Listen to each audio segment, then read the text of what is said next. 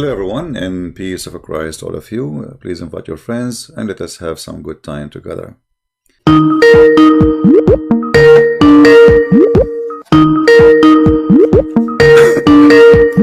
Answer, my friend. Hello? Hello? Yes, Mr. Dean, you are live on air. What do you like to say to us, my friend? Assalamu alaikum. Wa alaikum assalam. I was just watching, and it's impressive how much you know about Islam. But I was curious, the title was the Quran or the Bible, where is the truth? The title of the stream, I want to know how do you know the Bible is the truth? Well, this is a question maybe you should ask yourself first. I mean, how you know the Quran is the truth? You are a Muslim, right? Questioning Muslim. Not okay. Well, my friend, when I say the truth, first of all, do you believe that God, he is a good God or he's a bad God? He's good. Okay. So the good God, is he going to teach you to do bad? No. Okay. Does the Quran teach you that you can rent a woman? It's called temporary marriage. Muta? Yeah, the muta. It does. Okay. So how God is the good God? When we say the good God, this means he teach me good ethic, correct? Yes. Okay. Do you think, with my respect to you and your family, I'm not saying something to insult you, please forgive me. I don't mean that. Do you believe that if your sister, with my respect to your sister, again, let us say this is my sister, not your sister, so you won't be offended. Let us say I'm a Muslim, and my sister, she came to me and said she want to rent herself to do muta. What I will say to her? She will say to me, this is what Allah said. Now, I don't see anything wrong with that. Why is that? If it's consensual, if they both agree, yeah, and there's payment, and they agree on what's going to be paid, and they go and do it, I don't see anything wrong with it. Okay, but isn't it so? You don't have a problem if your sister came to you and says there's a guy, he offered me $10 to sleep with me for 2 hours. As long both of them they agree, it's fine for you, correct? Correct. Okay, but isn't it this is what prostitution is about? Yes. So you don't have your problem that God teaching me to do prostitution? No, no problem. Why is that? What is your logic? My logic is that if that's what she wants to do, and if it's not rape, or it's not forced on her, if it's consensual and there's a agreement and she wants to do it, then yeah, but fine. okay. So why Muhammad, he says if somebody commit adultery, beat him?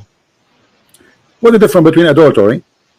At least adultery, let us say a man and a woman, they see each other, maybe they love each other, and they have sex, they commit that sin. So why, if you and the woman, she agree with payment, it's okay, but the woman who don't take off her panty for money, she will be punished? What is the difference? Both of them are not married.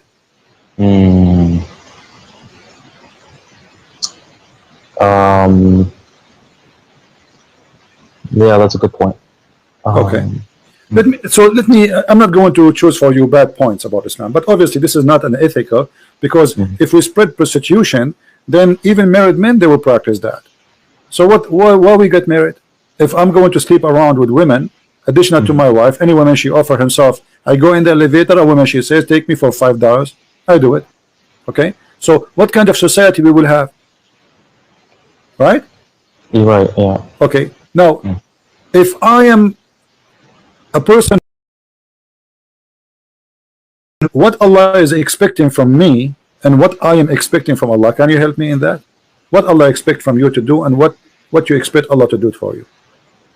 Allah expects you to pray, and to follow His orders. To pray to whom? And you pray to Allah. Okay. Did the Prophet order you to pray for Muhammad? You're not praying to Muhammad. He's part of the prayer, but he's not. You are praying for Muhammad, but not to him. I understand, correct? Right. Okay, so why you need to pray for Muhammad? Because he's the one who sent the message. Okay, but isn't it, do Muhammad need your prayer? Isn't, did Allah bless Muhammad already? Is Muhammad No, going so to heaven? no, you're not praying. I don't know what you mean for Muhammad or to Muhammad. I don't know what all this is. At the end of the day, it's praying to Allah. Okay, you speak Arabic, right? The not classical, the slang Arabic. Okay, I will read and you help me if I am, if you don't understand. إن الله وملائكته يصلون على النبي يا أيها الذين آمنوا صلوا عليه وسلموا تسليما. Allah and the angels are praying on Muhammad. Allah, he prayed to Muhammad, but he on Muhammad, actually he prayed on Muhammad. Now, but Allah, he prayed for who or to who? Sallu ala.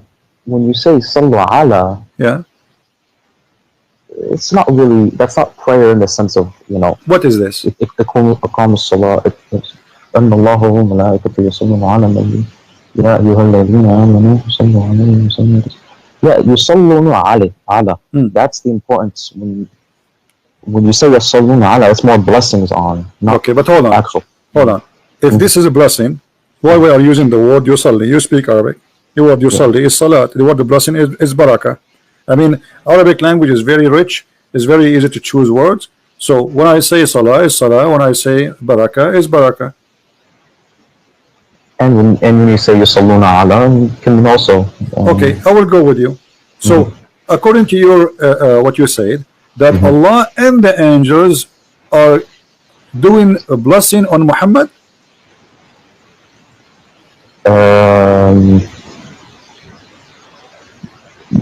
Yeah. Okay, I will go with you.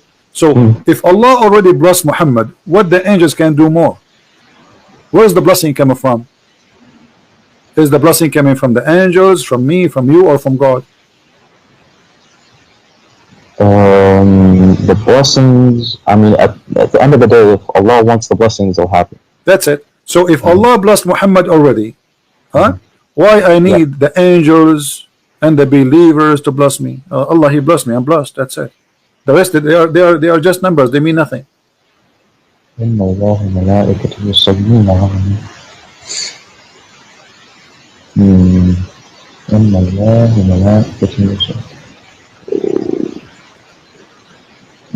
Maybe it's a message that the angels also. Okay, let me make it more simple for you, my friend. Now, let us make a circle here. I will make a circle, and this is Muhammad in the middle. All right, we will put Muhammad in the middle, and now we have Allah. This is Muhammad here. Now Allah is sending a blessing. All right. So let us say here we will type the word Allah. We will make it letter A, actually A. This is Allah. All right, and this is the angel. We will make it A2. And this is the Muslims. We will use the letter M. Perfect. So who is left? The whole universe now is busy doing one thing. Muhammad became the center of the universe, and Allah, the God, supposedly, he have nothing to do except sending a blessing and stop, because in Arabic it says yusallun. It is a continuous verb. You agree? Yeah. Okay. Allah praying or blessing, as you say, and then the angels sending blessing to, as you said, and the Muslims sending blessing, as you said. The whole universe is busy just doing one thing, praying to that dot. So what Muhammad did, he reversed the God from him being the prophet for being the God. So now Allah is exist to do one thing. He is praying for Muhammad. Angels are exist for one thing, praying for Muhammad. Human mankind, they are exist for one thing, to pray for Muhammad. So who is this man Muhammad? Yeah, I see what you're saying.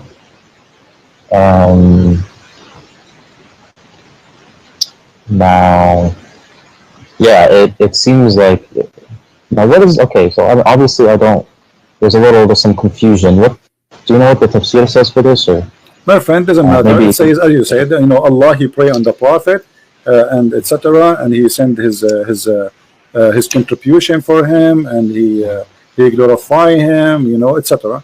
But this is very silly because it should be the opposite. It should be the Prophet and the angels and the believers praying to Allah, not Allah and the angels and the believers praying to Muhammad.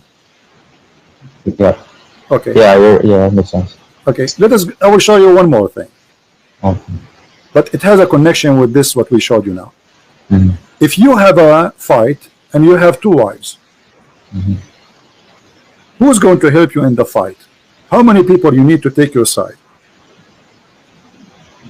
If you have a fight with, Let us say you are two married. wives, You are married to two women. You know, do you need an army? Do you need who's going to help you? I don't know. This is between you and your wives. This is something personal. You do not need anyone, right? Aren't you man enough? Correct?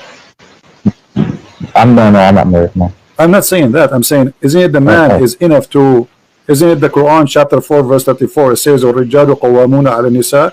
The men are in charge of the women. So Yes. if a man have a fight with his wife, he is the one should deal with it, right? Not somebody else, correct? Yeah. Okay, read with me this. Muhammad. Let us choose different translation just to make it more simple.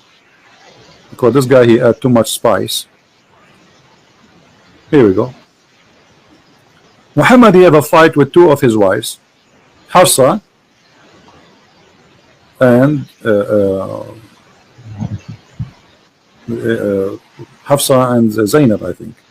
So the Quran making a story about it, that if those two women, they don't repent, who is going to take the side of the Prophet? Because two of them, they are against the Prophet. Look how many. If you don't turn into repentance to him who? Allah. Right. Your heart are indeed inclined, which means you became a kafir. Look who is going to take the side of Muhammad in this fight with two women. But And if you back up each other against him who? Muhammad, truly Allah is his protector. Okay, is that enough? No. And Jibreel. What? What Jibreel have to do with this? What Allah have to do with this? I mean, the guy, he have a fight with his two wives. Why Allah is, this guy is talking like, is if the Roman, they are sending him a letter, says we will have a war with him, I say, I understand. This guy is going to face an army. He need God to help him. Muhammad is fighting with two women. They are 5 foot tall. Truly Allah is his protector, and Jibreel and every righteous one among the believer. And furthermore, all the angels. Do you see what happened here? Yeah, I see. What's the verse number of this? This is a chapter 66, verse number 4.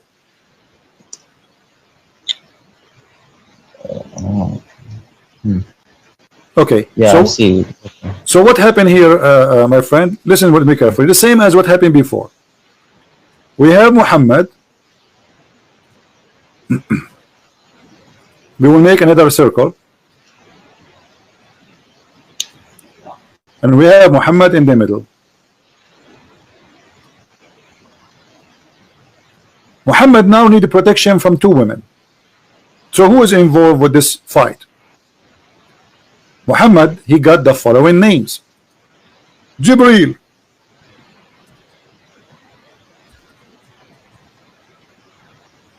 We will call him J. And Allah, we will call him A.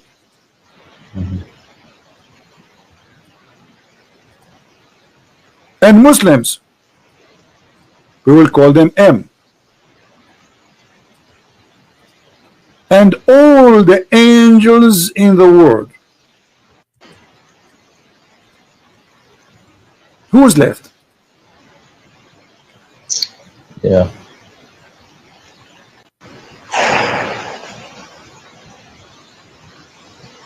What is this? Yeah. This guy, he became the center of the universe. Look like this universe have nothing to do with except Muhammad and his two wives. God, who created the universe, he have nothing to do except supporting Muhammad in his fight with his two women.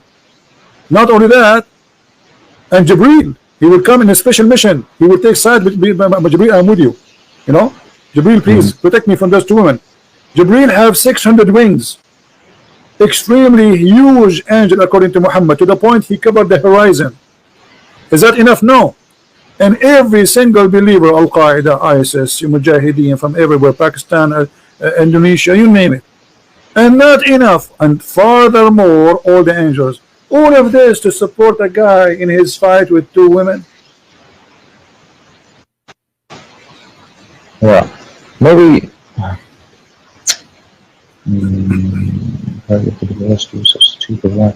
Maybe he's Allah's trying to. He's sending a message. Our friend, the messages are no problem. He can say to them, obviously, you see, look, Muhammad, what he's doing. Muhammad, he is here taking advantage of God. Anytime he needs something, he used God's name to control them. He could not control them no more, so he told them Allah is against you. But look what he did by making it the way he did it. He make it too much exaggeration. It's obvious it is a lie. Because he can say, Allah said you have to repent, and that's it. Right? We do not need the rest. And if you go against him, Allah is his supporter, Jibreel is his supporter, the believer is his supporters, and the angels are going to be in his back. What is this is about? Are we going to is that the end of the time? Is that a judgment day where two armies are huge, are going to destroy? It's two women. Yeah. So what's your point? I don't. So you're saying my point is that Muhammad, he is the center of Islam, and the rest is just character, like in the stage. You know, you put decoration. But he's obviously very important. No, not obviously he's important. He is God. He is the God. Everything serve him. God, he serve him. Allah, he serve him. Jibreel serve him. The believer serve him. Everything exists is for him. But not everything in the Quran is benefits the Prophet. What do you mean?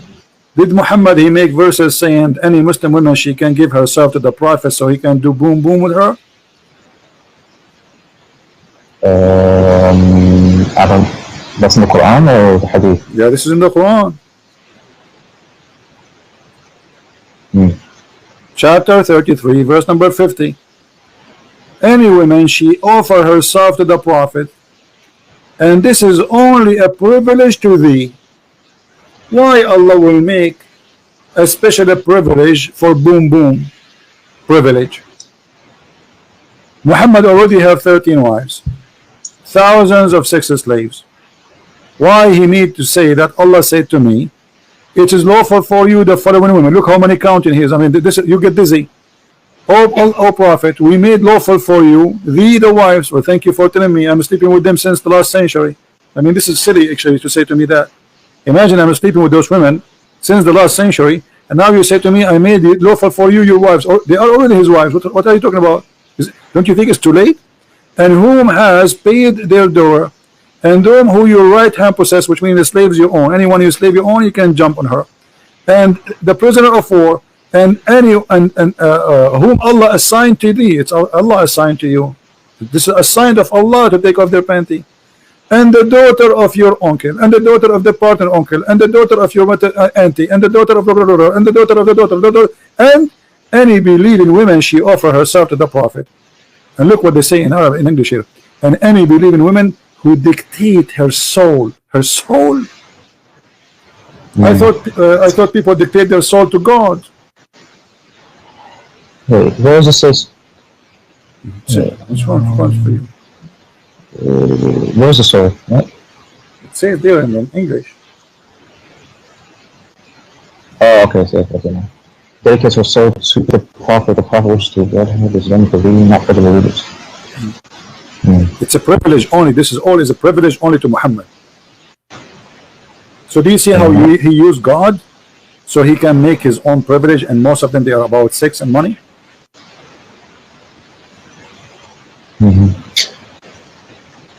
What this have to do with God, my friend? What do you think? What does this have to do with God? Why God is saying any woman she can give herself to the Prophet? I mean, you told me that it's okay for you to do muta. Okay. Now, what this is about? A woman, she is giving herself as a gift to a man to sleep with him, and this is not for everybody. That's just Muhammad. Why Allah is so much concerned about the happiness of the private part of Muhammad? Well, he's the messenger. So if I'm a messenger, that involve my private part?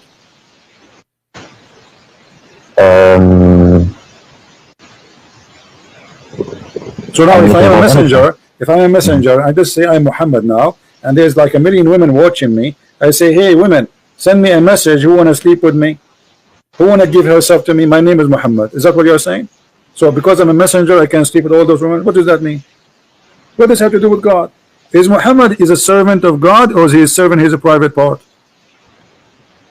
Servant of God. Okay, so what does this have to do with him? Why Allah? Do you know what we say when you say Allah is God? What does that mean?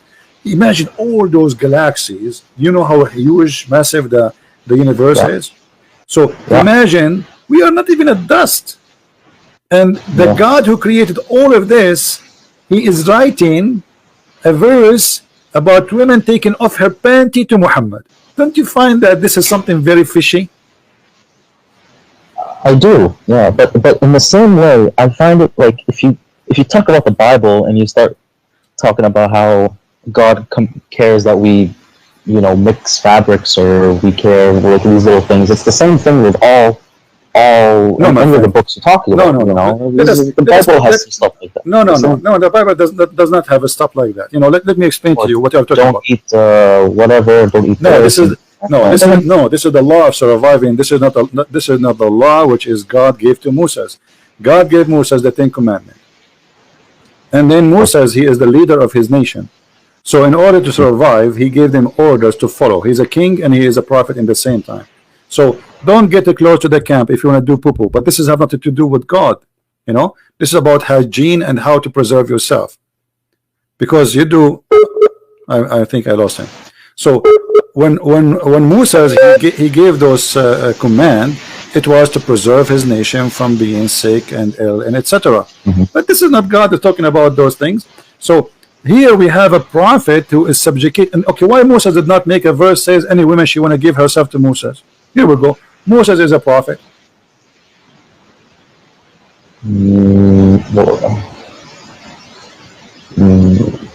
Why Isa did not do the same? Why Abraham did not make the same? Why any of them did not make the same as Muhammad? Why Muhammad is unique when it's come to sex and money? I mean, maybe they did. We just don't have the words. No, show me where. Neither in the Bible, neither in the Quran it says that.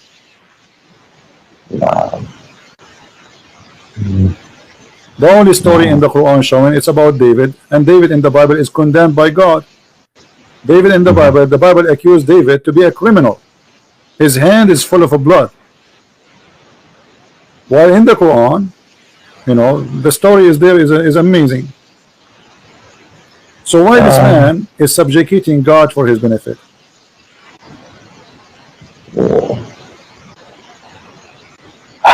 Yeah, see, I see what you're saying. But there's, it's maybe, it's in there for a reason. It's and obviously a lot of people believe. So that's. Right. I just have to read. I have to read into it more. I gotta read the text, see what I gotta. In chapter 36, verse number 21, it says, "Obey those who ask no reward for themselves." Do you see it? I follow those who.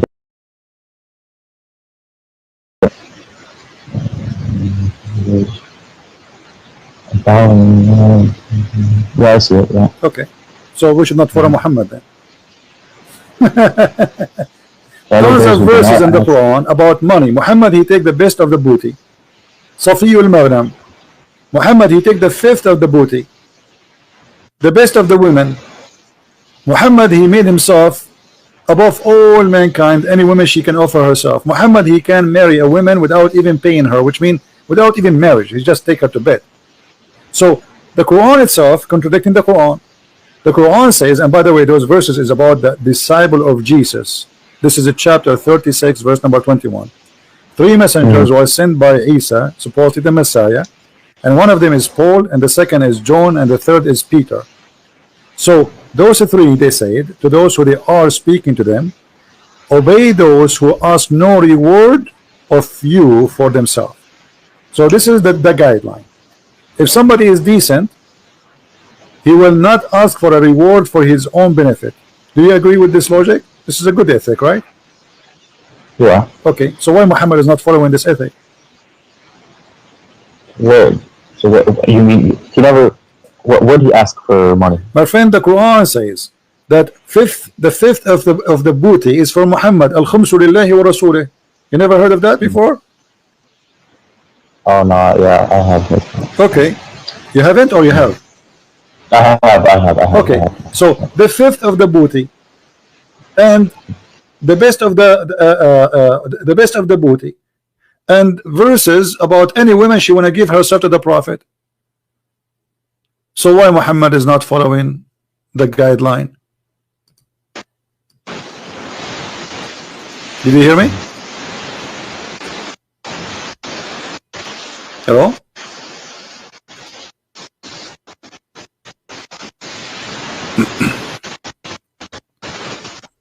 Hello?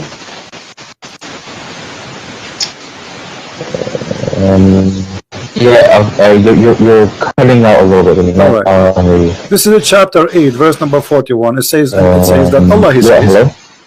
Allah, he says in chapter 8, verse number 41, and know whatever of your war booty that you may gain, verily 1/5 is assigned to Allah and the Messenger. Yeah. Right?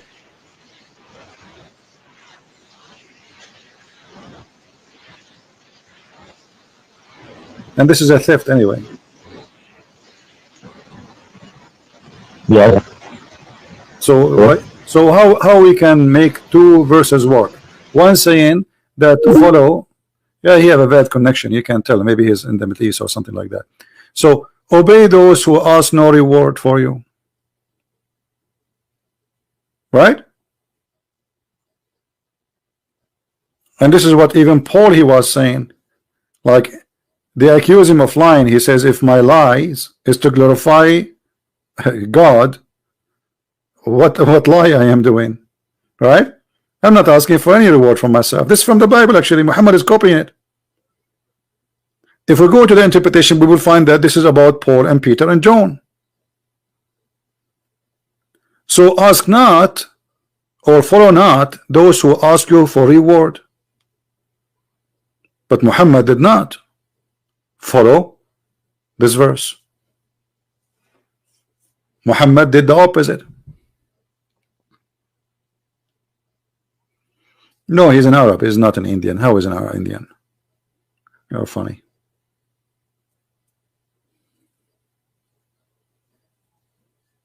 Call me back, my friend. So how this book can be the book of the truth? This is a book of the truth. Not to mention or forget to mention the stupid stories, flying carpet, mistakes in history, amazing mistakes in science. Have you ever heard of a God you do not know how the hail is created? How the rain is created? Have you ever heard of a God you don't remember which one he created first? The stars or the trees? One verse says the trees first and the stars next, and the other verse says the stars first and the trees next.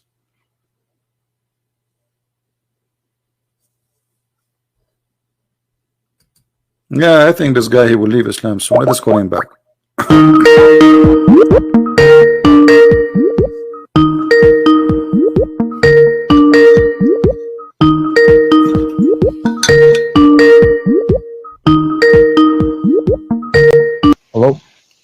Yeah, yes, my friend. Go ahead. So, what do you think, my friend? Do you think Muhammad is a prophet still? I have a bad phone, bad connection.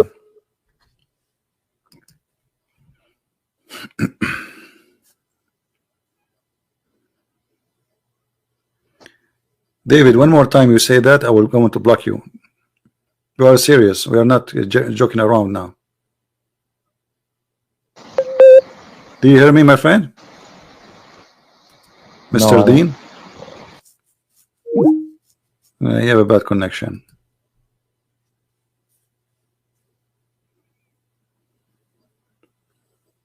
It's okay. Obviously, he is listening and he is learning. They will leave Islam very soon, as the rest of them. So where is Muhammad and where is the prophecy and where is the prophet? Okay, and you call him a prophet. Where is the prophecy? Here we go. This is the Quran. Who want to show me a prophecy in the Quran?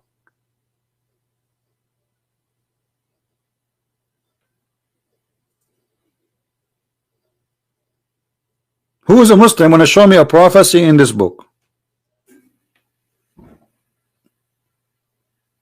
Who is a brave Muslim? He is willing to call me and say, hey, I'm going to show you a prophecy.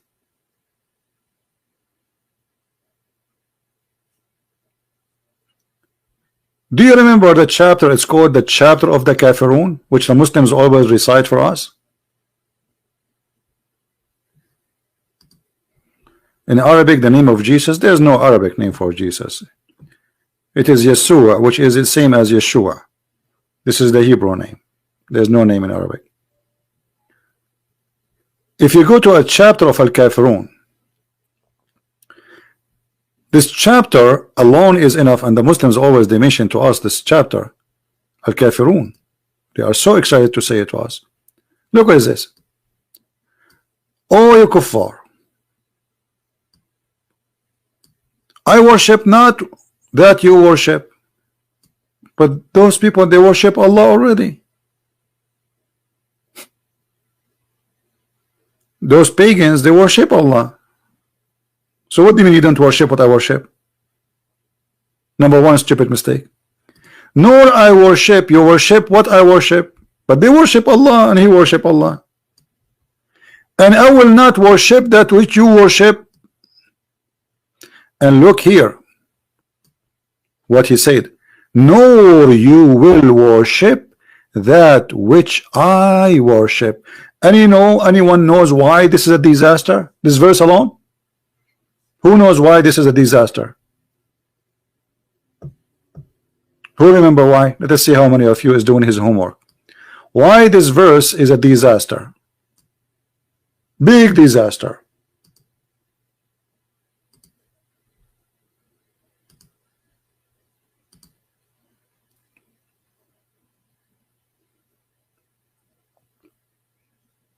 Because he said to the pagans, who he is one of them too, you will never worship his God. But all of them later they became Muslims.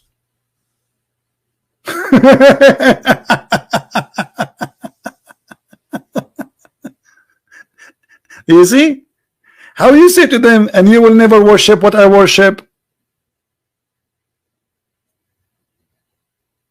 If Muhammad is a prophet, he should say, and you in the future you will see, you will worship what I worship. That will make it a prophecy.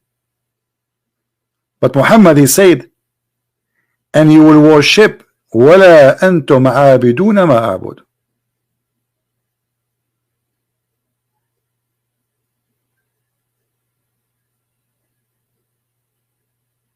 Muhammad, he got himself busted.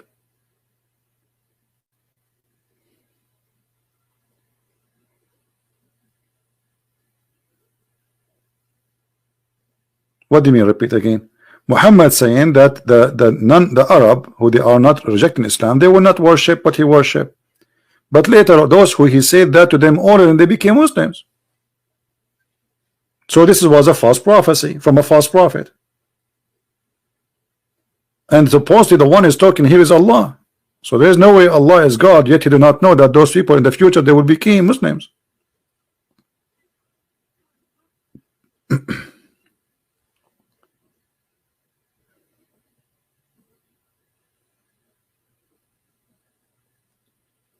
Any Muslim?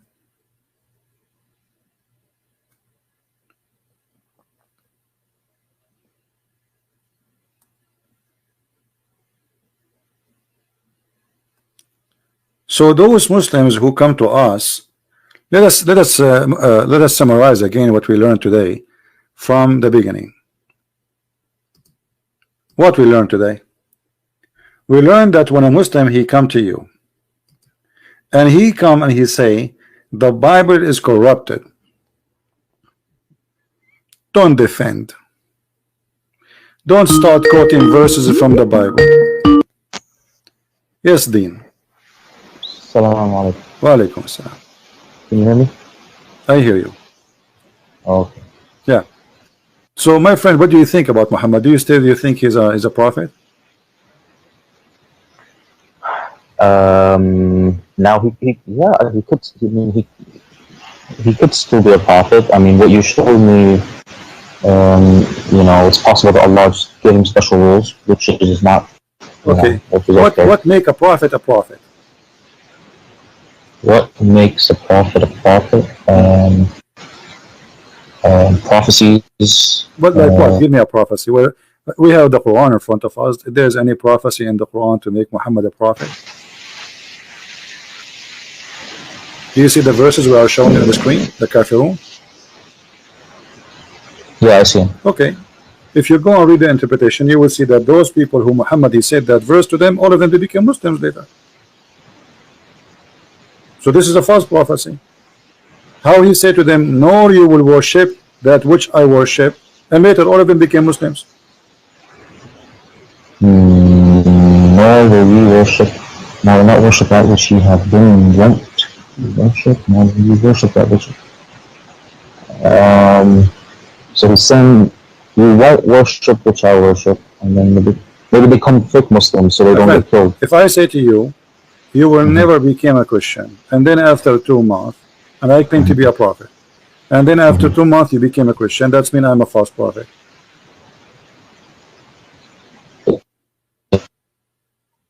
Because a prophecy, if you say something, prophesy something, it have to be true.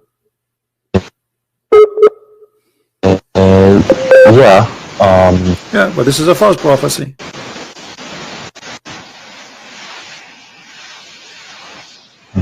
Well, who is he talking to here? No, people of Quraysh. People of Quraysh, is it right? Arab, but all of them they became Muslims in his time, not after. In his time, during his lifetime.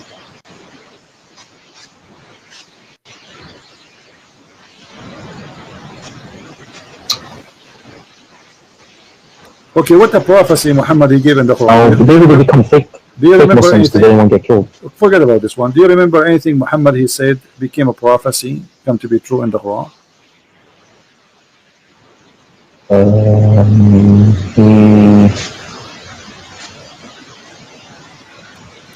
I will give you one. I will help you.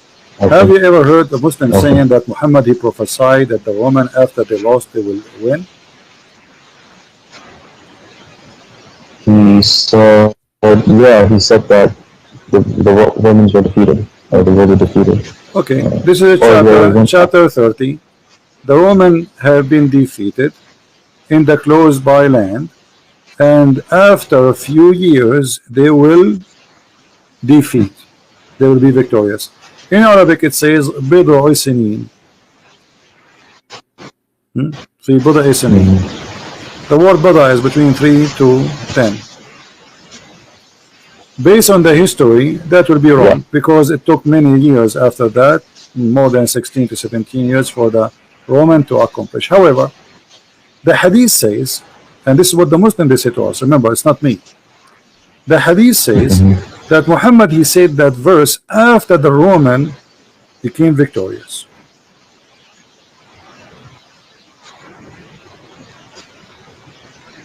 Oh. So how this can be a prophecy? No, this is not a prophecy. Okay. The Roman Empire has been defeated and the length is 5. Yeah, no, this is Give me a second, I will show you the hadith. the awesome. Because Muslims, they keep talking about this verse. They say, brother, this is amazing how the Prophet, he knew that. First, the calculation is wrong. Secondly, even the hadith says that we have a problem here.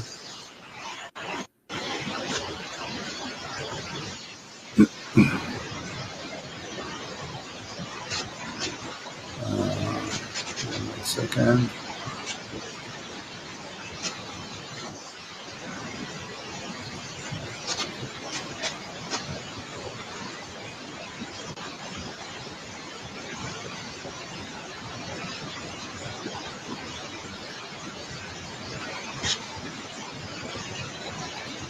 Are you talking from the Middle East?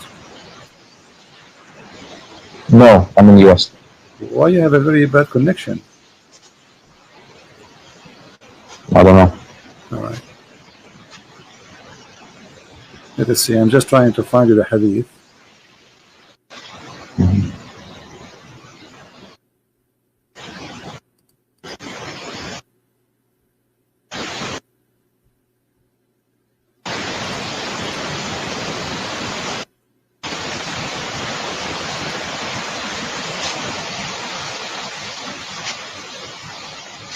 For some reason is not opening with me, but I will get it.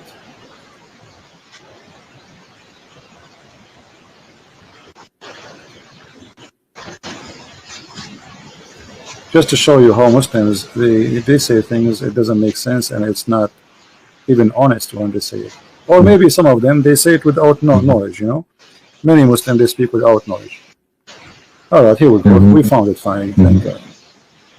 Sometimes you want something, it doesn't come. All right. Let us put it in the screen.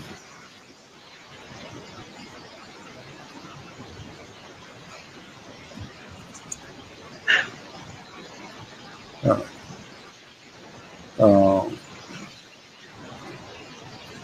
Do you see the screen? I see your books right now. All right. What about now?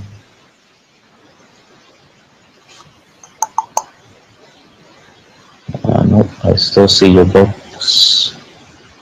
It's okay. We'll take a little bit of time to come to you.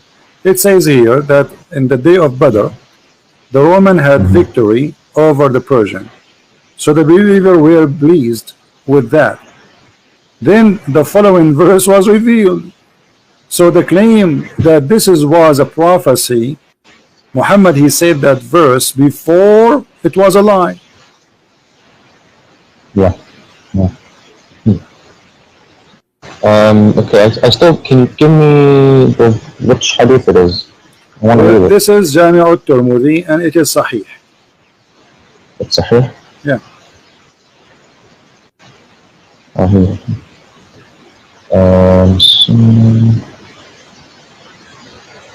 So the believers were pleased with them, the farmers were ruled, the Lameen, the women have been defeated. On the day of Badr, women had a victory. Yeah, okay. Listen. So the verse revealed after the Roman was defeated, not before. So what you know, I will tell you a prophecy. I'm a prophet now. Trump, he will win the election in 2016. Yeah, this is what Muhammad is saying. I mean, what is the prophecy here? The guys already, they are victorious. So where is the prophecy? Then, okay, well, I don't, where did he say that they will, it says the Romans have been defeated. Yeah, and after the defeat, they will be victorious.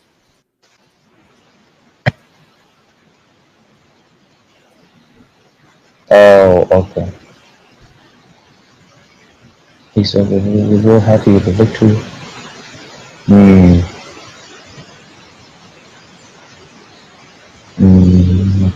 Yeah. But I don't really, this one I don't hear is like the big. Forget about this. Did you hear about the Muslim? They say that there is science in the Quran. Oh yeah. Okay, what can you give me? Do you remember anything? There's the Big Bang and biology. Choose one. Which one? Give me one, and we will talk about it. The Big Bang. Big Bang. What is the Big Bang? Do you know what the Big Bang is? Yeah, all the matter in the world was in one ball, and then it 13 billion years ago it expanded. Okay. There's explosion, correct? It was an explosion, yeah. Yeah. But you see, the Muslims, they quote for us this verse in the Quran saying this is about the Big Bang. Don't the unbelievers see that the heaven and the earth were joined together? Okay, does it say here, don't they see?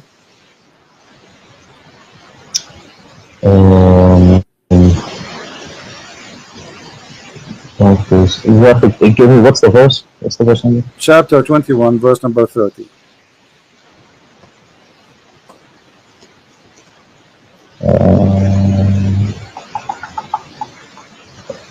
Okay, yeah, I see. Okay. Don't the unbelievers see? Okay, so he's talking about something they can see, correct? Yeah. Okay. Did any of us see the Big Bang?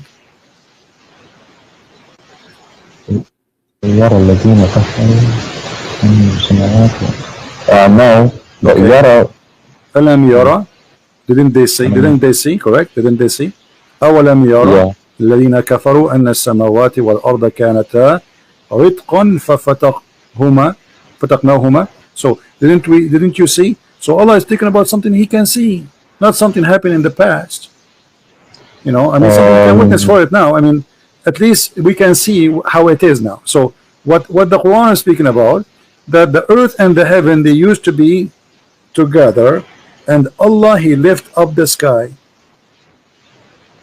I don't think, but I think you're taking it too literally. No, let us show you that this is what it's meant. You see, I don't say things, you know, I don't know, by now you should know that I don't say things unless this is how it is according to Islam. Okay? Allah, He lift up the sky. You know that?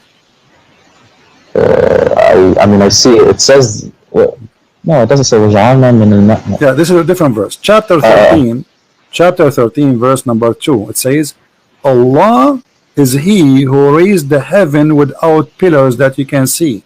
Do you see it? Yeah. Who erected the heavens without pillars. So connect this verse to this verse, you will find that they are saying the same. Whoa. Should connect it. Yeah. Don't the believers see that the heaven and the earth, they used together? Okay, what He did? He lifted up the heaven. He separated them. He established Himself above the throne. He erected the heavens, the Sama. He raised, but this is different. I don't see the connection. The connection is that the earth and the heaven, they used to be connected, correct? In the previous verse. Yeah. This one here is saying Allah, He raised it up. This is how He split it. Allah, He raised up the heaven. Okay. So, but let me ask you: is that true that that the heaven is raised above us? No. So this is a lie. How God He says such a thing? We are not even a dust inside the space, inside the heaven, if we can call it heaven. Correct. So we are the heaven is not lifted from us. We are inside it. We are little tiny. It's not even like the size of a needle, the head of a needle, inside the heaven. So how He lifted up? But because this is how Muhammad He say things, the earth and the heaven, they are not connected. The heaven is up, the earth is down. So the heaven is up, but the truth is not right. The heaven is up, the heaven in the right, the heaven in the left, the heaven underneath of us, because the earth is not a flat, and there's heaven around us all over. Yeah, there's no. Yeah, that's right. So this is a very false statement.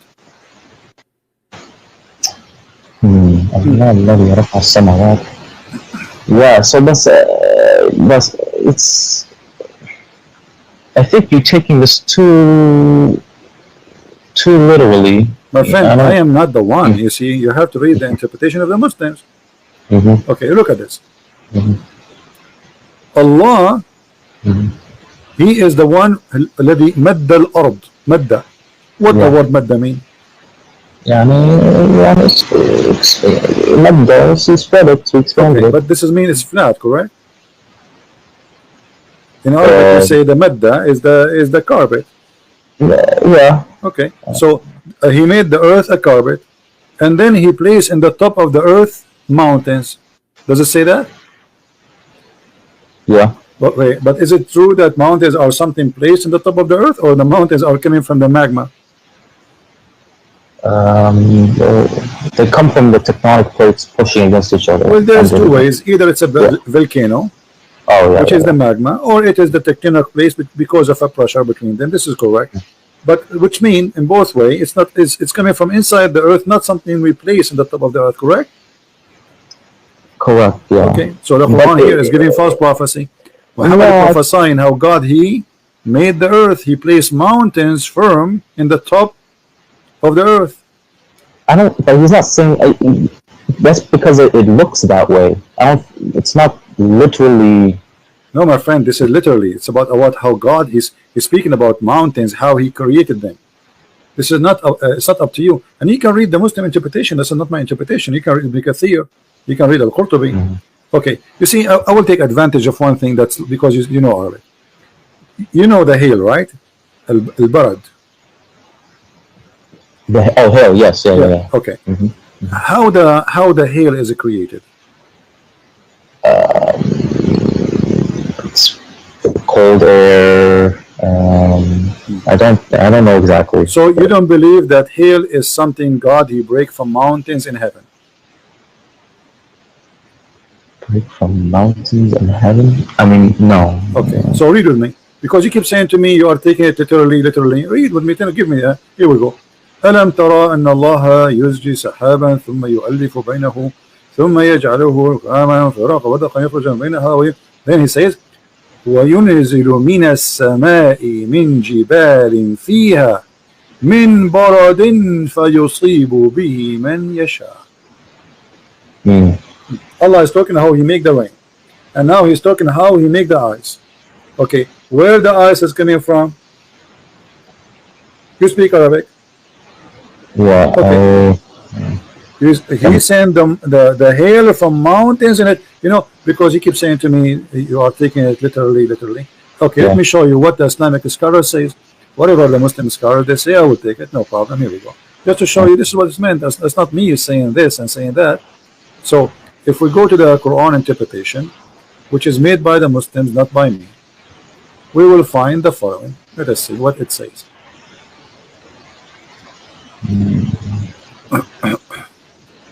This is a chapter 24, verse number 43.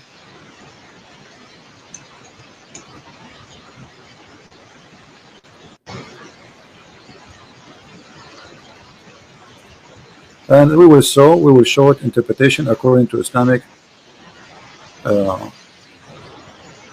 understanding, not ours. We don't do what the Muslims do. Muslims, they try to explain the Bible to us the way they like. We don't do that. We show them what they themselves they see about those verses. Yeah. Okay, let us see. Verse number 43, and here. All right. You heard of Al-Jalalain, correct? Yeah. All right. Here we go. This is Al-Jalalain, and this is the official government website of the Kingdom of Jordan. Let us see what it says. And he sent down from the heaven out of the mountains min jibal, mean extra, that there is in the heaven. Does it say that? Yeah, it says that. Okay. Yeah. So Allah is sending hail from mountains in heaven. How God, he do not know even how hail is made. Yeah. So We can change the interpretation. Maybe this guy is wrong. I mean, people make mistakes. Maybe this guy he have a wrong understanding. Here we go. This is Ibn Abbas, the cousin of your prophet. All right. It says, and then he says, and then he sent down hail from mountains in heaven. Yeah, that's not right. Okay, but this is God. Yeah. And God is saying to us how hail is made, how rain is made. How this can be true? If this is not talking and this is wrong, that means Allah cannot be God. Yeah. Give me another I, miracle, scientific miracle. Forget about all of this. Until now, we prove nothing to you. No problem. Yeah, it's okay. It's okay. I have patience. Tell me, give me another one. I'm here. Will you enter the mall? Right. I'm here in your service, my friend D. Thank you. You're welcome. I mean, I hear there's the unique fingerprints. Fingerprints, no problem. But I want to show you today how, my Yeah. friend, with my respect to you, you are a Muslim, and I'm not trying to insult you. I don't mean you when I say Muslims, they lie. But they lie. Your brothers in real religion, they lie. You speak Arabic, so how this is can be, I mean, how they can fool you, my friend. Here we go. Yeah. This is about the word binan. Okay, let us see what the verse says.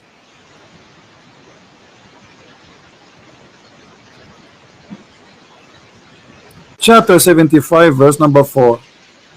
It says, aren't we able to put together his fingertips? But this is about his bones. The fingertips is the bones. This is not about fingerprints. What fingerprint? Allah is saying, here we go. Does the man think we cannot assemble his bones? No, we can. Even his fingertips we can. Yeah, that's right. It doesn't say fingerprints. So they lie. You see, it's about bones. They make it about the skin. But they are assuming nobody will go and check, and nobody have a brain to you know, people they take it like, you know, it's like a fast food, McDonald's, you know, take sandwich, give sandwich, brother. Prophet said, Allahu Akbar, Alhamdulillah, MashaAllah, Alhamdulillah. Takbir, takbir.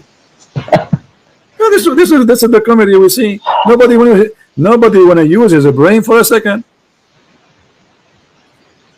Yeah, I'm looking through these translations. A lot of them, I'm trying to read the Arabic, and yeah, they keep adding stuff. My friend, the Arabic is so clear. أيحسب الإنسان أن لن نجمع عظامه بلى قادرين على أن نسوي بنانه. So he's talking about, do you think the human can, he think we cannot put his bones together? No, we can, even his bones, because the fingers, they are very small. Like, you know, maybe you can put the big bones together, but those are very small, the hands, you know. So this is what it says.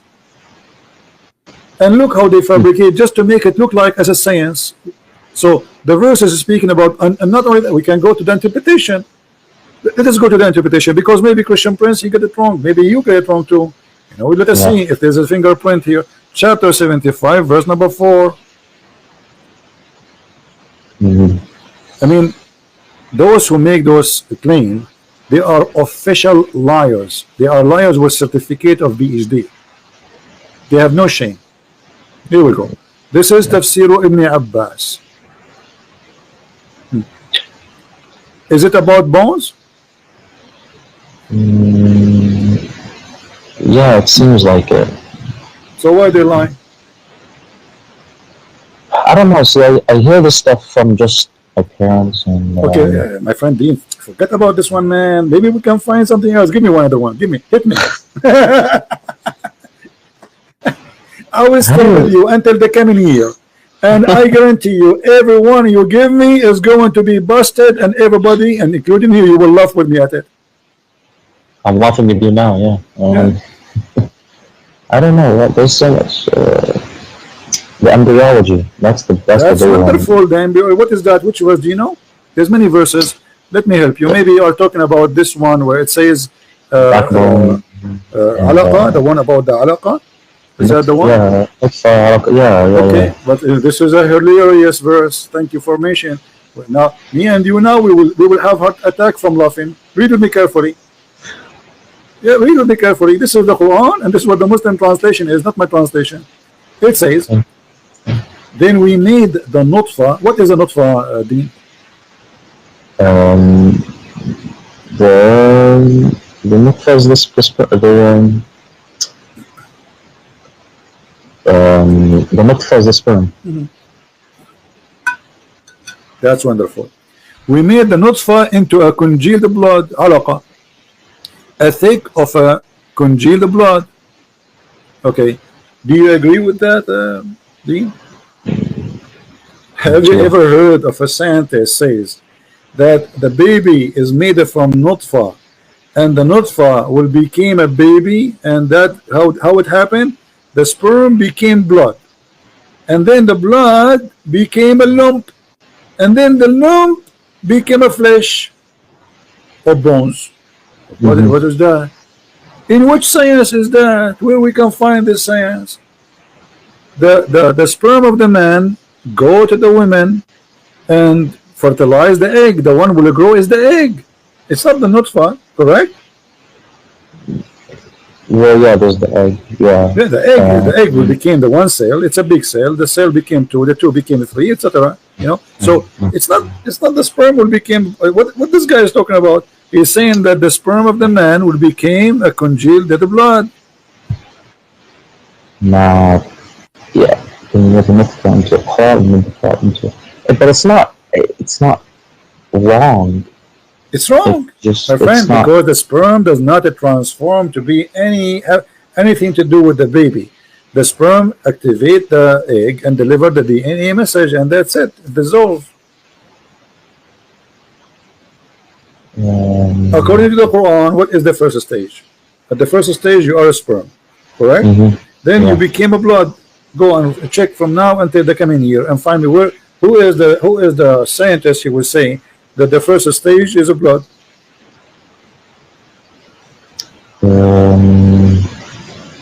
I mean, there is blood. My friend, yeah, for sure we have it, but not the sperm will become a blood. I mean, the blood, you will have a blood after you have a system. You should have nerves first.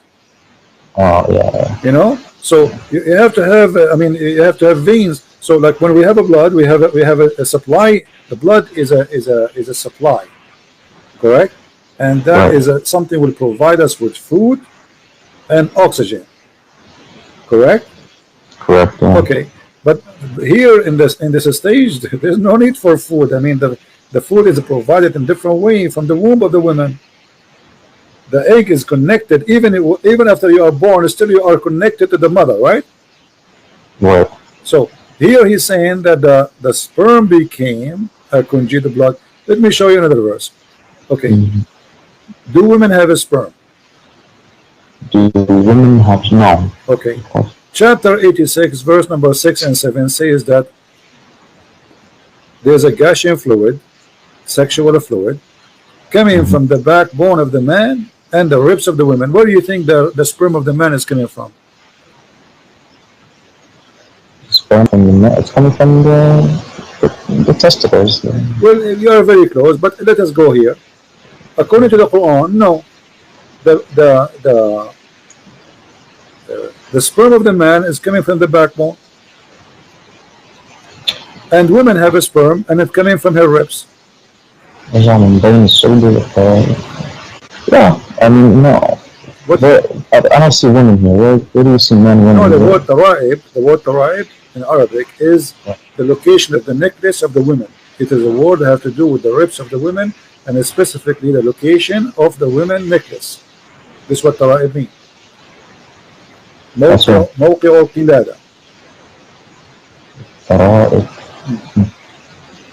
ترائب الصدر هي العظام الرقبة التي تقع فيها القلادة. موقع القلادة من الرقبة للمرأة. So it comes from between the backbone of the man and the ribs of the women. How is that? What kind of God do you think that the sperm is coming from a backbone, which is the last bone in your spine, and women have a sperm coming from her ribs? You know, let us go and see the interpretation. Maybe I'm wrong. Yeah, I have to. Yeah. No problem. Here we go. This is chapter 86, verse number 7. Let us go to Ibn Kathir. You heard about Ibn Kathir, right? Yeah, he's the big one. Yeah, he used to be in my school. Oh. Here we go. This is Ibn Kathir. Let us see what Ibn Kathir he said. Now the Muslim, they will say to me, what the Muslim they will say not now, they will say Ibn Kathir is an idiot. They will say have an understanding. Yes, they will say that, but just to save Muhammad from being exposed, they will say anything. Look at this. This is Ibn Kathir, and he is explaining the verse. Let us see what it says. He is created from a water gushing forth, meaning sexual fluid that comes out bursting forth from the man and the women. Does the child produce from both of them? Okay, wonderful. Now he continues saying, proceeding from between the backbone and the ribs, meaning the backbone of the man and the ribs of the women. Referring to hairy chest.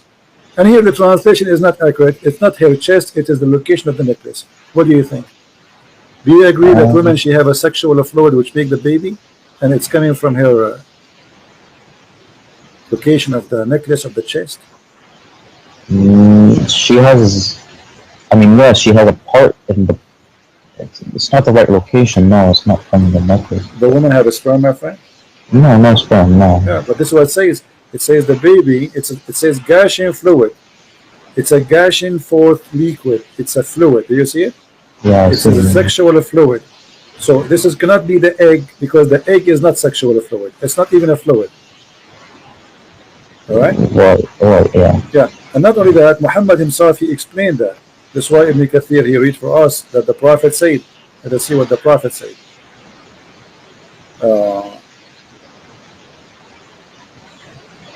There's a hadith where Muhammad said, explain something. Let's see. Where is the hadith? I hope they did not take it off, because they do that. The Muslims, they are trying, yeah, they do that actually. There's a hadith where Muhammad, it's in Arabic, I can show it in Arabic.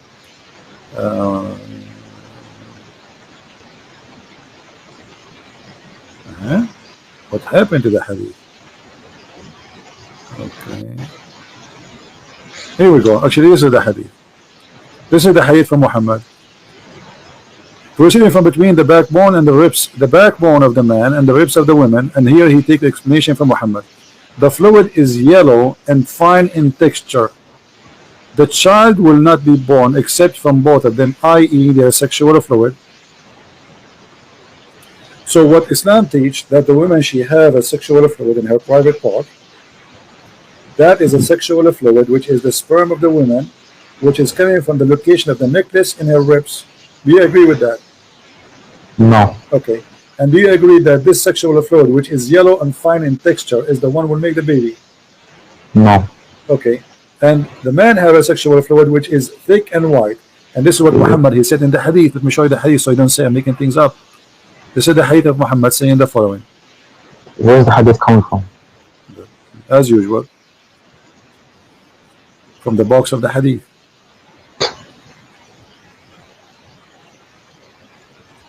Here we go. This is your prophet explaining the same thing, and this is Sahih. I came to the prophet. Okay, no, this is not the one. Here we go. Let me show you the Sahih.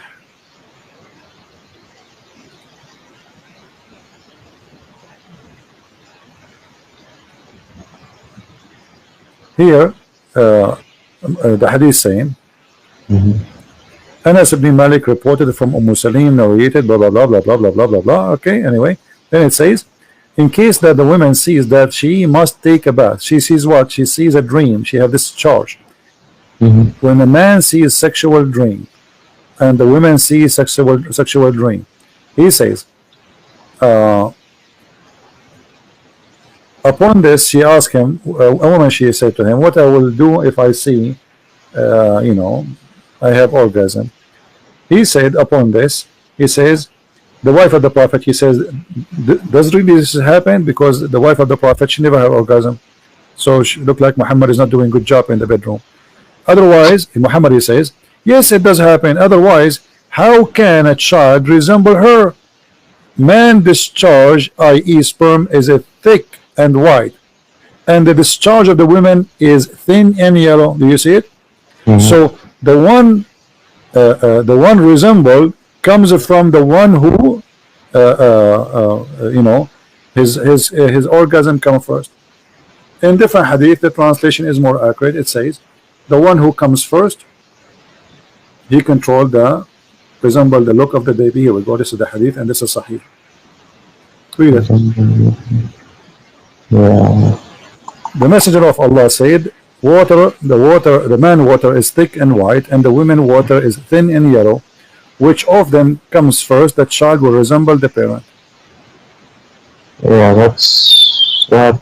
I don't think that's not right. Is the hadith is sahih? Yeah, sahih. This is very sahih. But I mean, yeah, I don't. Well, my friend, right. Dr. Muhammad, he knew best. Come on, we have to admit, me and you. Dr. Muhammad, he now. This is why if I get married, because by the way, I look very ugly. So if I get married now, I know because I don't want my son to look like me, and he will shoot me. Actually, he will shoot me immediately after the second he is born. So he look at me like he might go back where he came from after he see me. So what? By the wisdom of the Prophet, Alhamdulillah, now I will never have orgasm first, because I want my son to look like his mother. You know, actually, he will not like his mother because he cannot be a son. Because Muhammad here, he mean too, not only resemble as a look, resemble as a gender. I can show you the other hadith. It says, so if the one who comes first, if the man come first, the baby will be a boy. If the women come first, the baby will be a girl.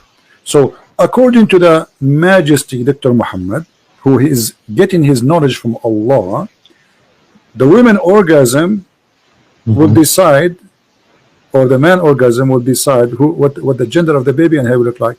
But all of us, we knew that this is stupid. And look, Muhammad, he made it clear. He said the water of the man is thin, the water of the man white and thick, correct? Yeah. He called them both water. And then the water of the women is a thin and yellow. And which one of them come first, that water will decide how the baby look like and his gender. But all of us, we knew that the sexual fluid the woman she have in her private part, if she is having sex, this has nothing to do with the baby. Yeah, nothing. And I remember another hadith that says Allah actually chooses the gender and then whether they're disbeliever or believer in the womb. Exactly. So I have to look. Here Muhammad, he is getting himself busted. So you are helping me. I'm going to hire you as an assistant now. So because in that hadith it says that Allah, he sent an angel, right?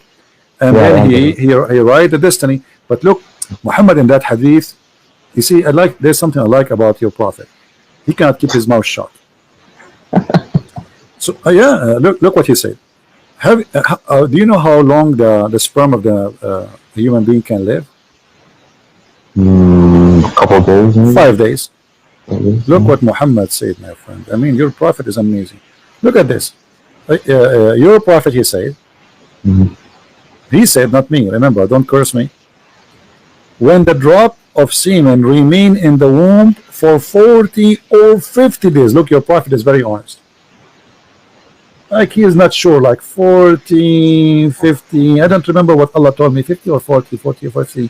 40 or 50. I mean, what kind of a prophet this prophet is?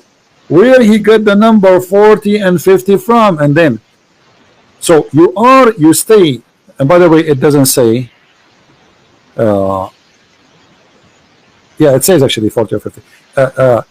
And 40 or 50, you are the sperm. And then the angel come and he says, Lord, good or evil? The guy is a sperm. Now you are thinking of, so you are a sperm, and now Allah is deciding what you will be. All right. In different hadith, actually, Muhammad, he said the following, which is getting more funnier. Because you are 40 days you see here as a drop of semen, and then you became a clot of blood. Yeah. And then at the end, Allah will decide male or female. Do you see it? Last thing. You see it? I see. Yeah. Male or female. So the last thing is the gender. According to science, actually, gender is decided right away by the sperm. The sperm, when it go inside inside the egg, fertilize, and that sperm decide the gender is not what he's saying. According to Muhammad, the last thing is the gender. Here you will see the same. You know. Look, all those hadith, they are saying the same. Yeah. Read this one with me. This one is fantastic. This one we can make movie, me and you, about it. If you have money, we can, we can ask Sylvester Stallone to be the, we make him go back, we make a cartoon movie like he was a sperm, Sylvester Stallone, and now he go in a mission and he stay as a sperm in the womb of the enemy for 40 days. Look at this. Yeah. In the form of a semen for 40 days. Then became a clinging, it doesn't say, it says alaqa, a congealed blood. For the similar period, so you are now 40 days as a sperm, and then 40 days as a blood, and then 40 days as a loom of a flesh. And that's it, the total is 120 days, the baby is done.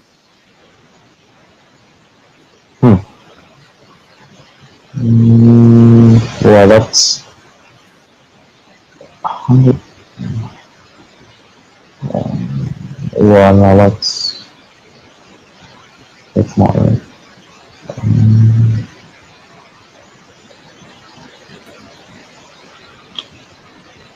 And this is reported by who? Both Al-Bukhari and Muslim. Yeah. Now the hadith, the hadith is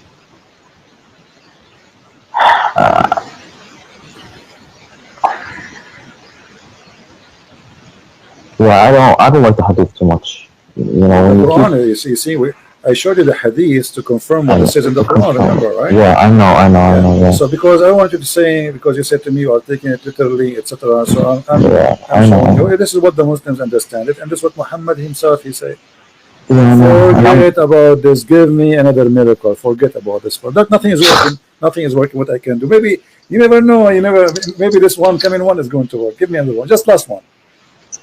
But this one, try to choose something that can hit me in the head, break my head to pieces. Last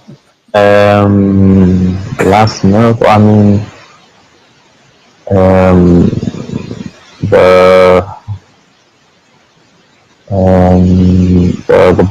the sky being, the atmosphere protecting us. That's wonderful, my friend. The Quran says the atmosphere protecting us. From what I remember the parents telling me this. Yeah. My friend, you speak Arabic there. You should do better. The Quran says the opposite. The Quran says that Allah وَجَعَلْنَا السَّمَاءَ سَقْفًا مَحْفُوظًا. So what is protected is the sky, not the earth. From who? Let us see. And now you would die laughing with me. Don't die on me. Chapter 67, verse number 5. And indeed we have adorned the nearest heaven with lamps, and we have made such a lamp as missiles to drive away shaitan. You see it? So we guarded the sky. He guarded from what? From shaitan. So it's the opposite. It's not, because the atmosphere is something in the space trying to get in the earth, correct? Yeah. Okay, here's the opposite. Shaitan, he will try to go out of the heaven. Allah, he will shoot him. Now you might say to me, this is not clear for me. Can you confirm it? Let us confirm it in different verse. This is all his fairy tales, where Muhammad, he claimed that Shaitan, he tried to steal information from Allah. I don't know if you know, you know about WikiLeaks? WikiLeaks, yeah. Yeah, this is Allah. Shaitan, here we go. Look, so وَجَعَلْنَا وَحَفَظْنَاهَا, and we have said, we made the sky zodiacal signs in heaven, and we made them fair, seeming all beholder, and then and we have guarded those in the sky from every cursed devil. Do you see it? We have guarded them from every cursed devil. Yeah. Okay. But so if any try to gain hearing by steal from Allah, like he wanna spy, is pursued by a flaming fire. This is the atmosphere they are talking about. You see how they lie to you? But any that gains a hearing by stealth is pursued by a flame. Yeah. This translation is really weird. Let us change the translation. Maybe you can get something more simple, because this guy, I don't know, sounds like he's taking too much beer. So look, we changed the translation here, it became different. And verily in the heaven we have set mention of his stars, and we have beautified it for beholder, and we have guarded it from every outcast devil. We have guarded what? The sky, save him who steals the hearing And then the other verse, you know, that the one connected with this one. If he tried to steal, Allah will shoot him with the star. Do you see it? Yeah. Okay. So what is the atmosphere?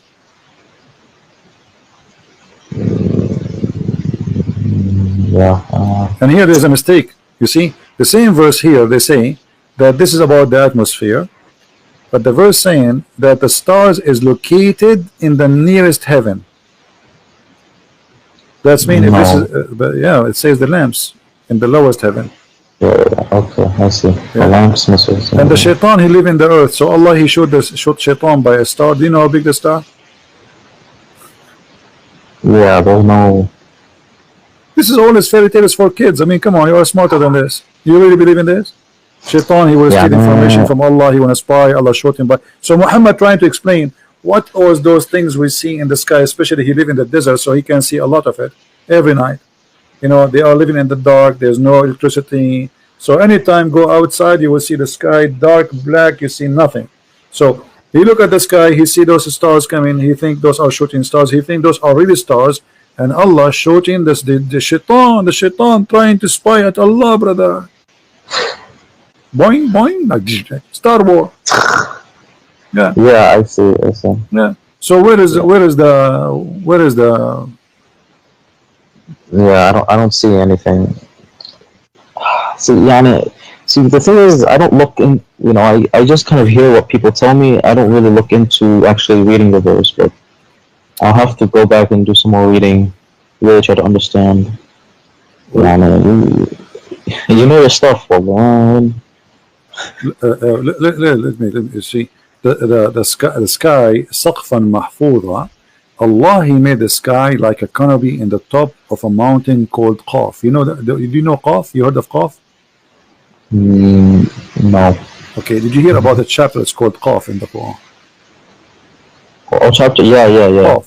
Okay. Yeah. Qaf, if you ask a scholar, okay, what does Qaf mean? He says this is an azure mountain which is surrounding the earth from all direction. All right. Okay. So this is, let us go and see the interpretation. Here we go. From the narration of his authority Ibn Abbas, this is Tafsir Ibn Abbas, chapter 50, verse number 1. It says the following: that he said the interpretation of Allah saying Qaf. He said Qaf is an azure mountain overlooking this world, and the color of the sky takes from it. Allah swear by it. Do you see it? So what happened is that this is a mountain. It's a blue, and it's surrounding the earth from. The earth is a flat, and there's a wall fence, and then in the top of the fence, in the top of the wall, like a room, there is a dome. That is, or a roof. That is the sky, and the reason the sky is blue because of that mountain. It's clear. I mean, what's wrong with you? Come on. Isn't it clear? Doesn't say that, or I'm saying that? Yeah, and there's a man overlooking this world, and the color of the sky takes from it the lost world. Yeah, true story, brother. This is a pure science, Islamic science. Yeah. Yeah, I've never heard of this one, but yeah, that's. Do you have more miracles? Well, Come on, Dean, leave Islam, my friend. You are smarter than this. You are trying to, okay, well, obviously I can tell you, you yourself, you are not convinced for a second with this madness. I've questioned it before, but I've never, I've never really actually looked into the miracles. Yes. My friend, anything, you see, bring me anything about this cult. This is the most silly, stupid cult ever you can imagine. You speak Arabic, so you have an advantage. You see, they can fool someone. He don't speak Arabic. He know nothing about Arabic. They can say things that not exist there or fabricate. But you speak Arabic. I mean, how is it? Yeah, that's the biggest thing. I'm looking at the translation, and they're not. They keep adding stuff that's not in the Arabic. So No. It is in the translation, correct? Yeah, but actually, but do you know that Ibn Kathir in Arabic is like disappear totally in English? There's there's hundreds of pages from Ibn Kathir in Arabic is taken away from the English translation. I can't find Why? it. They took it off. Anything will look embarrassing for Muhammad. As an example, the story, if you go to read Ibn Kathir in English, read the story about Al-Gharaniq. You heard about Al-Gharaniq, right? When Muhammad, he says, the three daughters of Allah, their intercession, it's a must.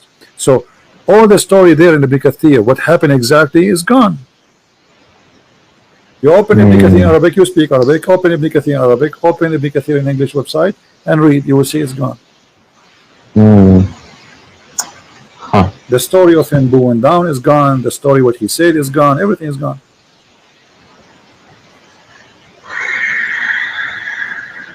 Yeah. What else? What else they told you? Well, I'm out of miracles. I don't. I mean, even guys, they say even the Quran. Our friend Dean. By the way, I welcome you to call me anytime. You are a nice person. But our friend Dean is out of animation. So, okay. So when I originally called, so I see, you're doing a good job of proving that the Quran doesn't. The truth is not in the Quran. I see that, but now a lot of this stuff you can also, turn on to the Bible, and I don't know where the truth is in the Bible either. So that's where I'm. My friend, let us take it step by step. So, did you decide to leave Islam?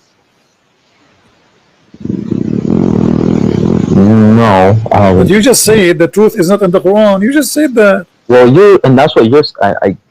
Okay, but do you agree? I mean, come on, be honest, Dean. After all what I showed you, is that the truth in your eyes? Be honest. Is what is written in the Quran, is that the truth? The sperm became congealed the blood. No, from what I've seen, it's what you showed me and what I've looked up, it's wrong. Yeah. Okay, so let us first come to a decision. Islam is yes or no, and then we can go to the Bible. But but the Bible, even it seems like it's going from one cult to another cult. So I don't know. You see, you can say whatever you want. You can say the Bible is wrong, no problem. And first we finish from Islam, and then if you want, you can go and see in the Bible, and we will see together if this is a cult or not. You see, the problem is when somebody try to speak about the Bible, you know what the Bible is first? It's a collection of 66 books. Yeah, but what it is? It's people. I say it's a bunch of legends. Okay, let me tell you. The Bible is history, history of a man, stories of the man, stories, and the words of God. Which mean there's parts where God is talking, and there's big part where he said, she said, this king he said, this prophet he told this person. So stories, all right. So if you want to judge God, you judge God by his teaching. Where's the that? rest, which mean, okay, Jesus said to me, do this. That is God. For me, Jesus is God. All right. Now, if there is a story about a king fighting with other king, this is history, and it's written there because this is the history of the Jews struggling with God, disobeying or obeying. So the Bible is very honest and writing history. As an example, when David disobeyed God, the Bible says David disobeyed God. As simple as that. So it is a history of sin, people committing sin against God, people commit sin against each other, people doing bad and good. That part is for us to learn about history. However, there's a part where God he speak. So when you want to judge, you judge what God said, not what I say. Let us say I was exist in the time of David. I enter upon David. I say, David, you are blah blah blah blah. Okay, and then the one who they are collecting the history, they wrote that in the Bible, because we as a Christian, we don't say the same as Muslim. The Muslim, they say the Quran, every letter there is written by God himself, correct? Right. No, for us we don't believe in that. For us we believe that the word of God is in the Bible, but in there too there's man history, which means this is a book written by the man about God and about the man. So there's a stories about the man, and there's a stories coming from God. Same things. God, He gave orders. So God said is God said. Man said is man said. Okay. Now, how do you know it's coming from God? It says. It says there. It says. So because it says it's coming from God, that means it's coming from God. My friend, okay, yeah, The but Quran yeah. says it's No. You see, from God. but So why do you can prove easy what is can be from God, what is not. Just the same. We can use the same method we use here. Like the Muslims. The problem with Muslims, they have like stories of like they say to you, Samson, he left, he lost his power because he cut his hair. But this is not about. This is not because of his hair. This is about it's about sin. The same as Adam, he lost his eternal life because he commits sin. So he have an absolutely amazing power to live forever. He is in heaven. That power is taken from him. So all the Bible is from the beginning to the end. Even the stories, which is, you can say literally, we can take them. Those stories are spiritual stories. Even the names of the Bible are spiritual names. As an example, when we say, you can go right now. We can do this. When you have time, check the name of every name in the Bible. You will see they are not names. Not a single one of them is a name. It's a sentence. It's a statement. It's a spiritual statement. God is with us. God is all hearing, like Ishmael. Abraham. Abraham is Abraham, the one who crossed the river, the one who crossed from the other side. Moses or Moshe is the one who survived the drowning. So there's no names in the Bible. So the Bible is very, very deep book. So what some naive people try to do, they go and read two words and they think this is just we learn the Bible. The Bible is not just what you think. It is very extremely deep. If you go start from the book of Genesis, go right away, and then if you read even the books of the names of the sons of Noah, you will find that all the names of the sons of Noah are speaking about Jesus. You imagine even their names speaking about God would come down to the earth.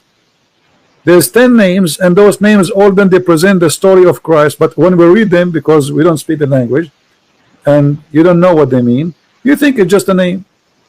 Yeah.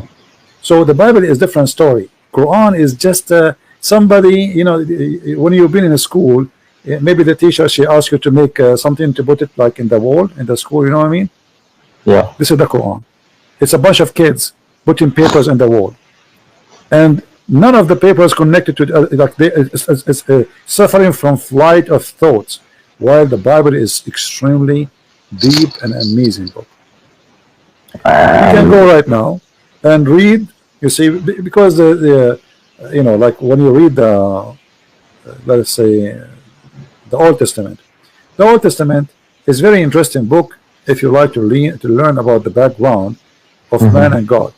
But for me, I find it more interesting for me to focus in the New Testament. Why?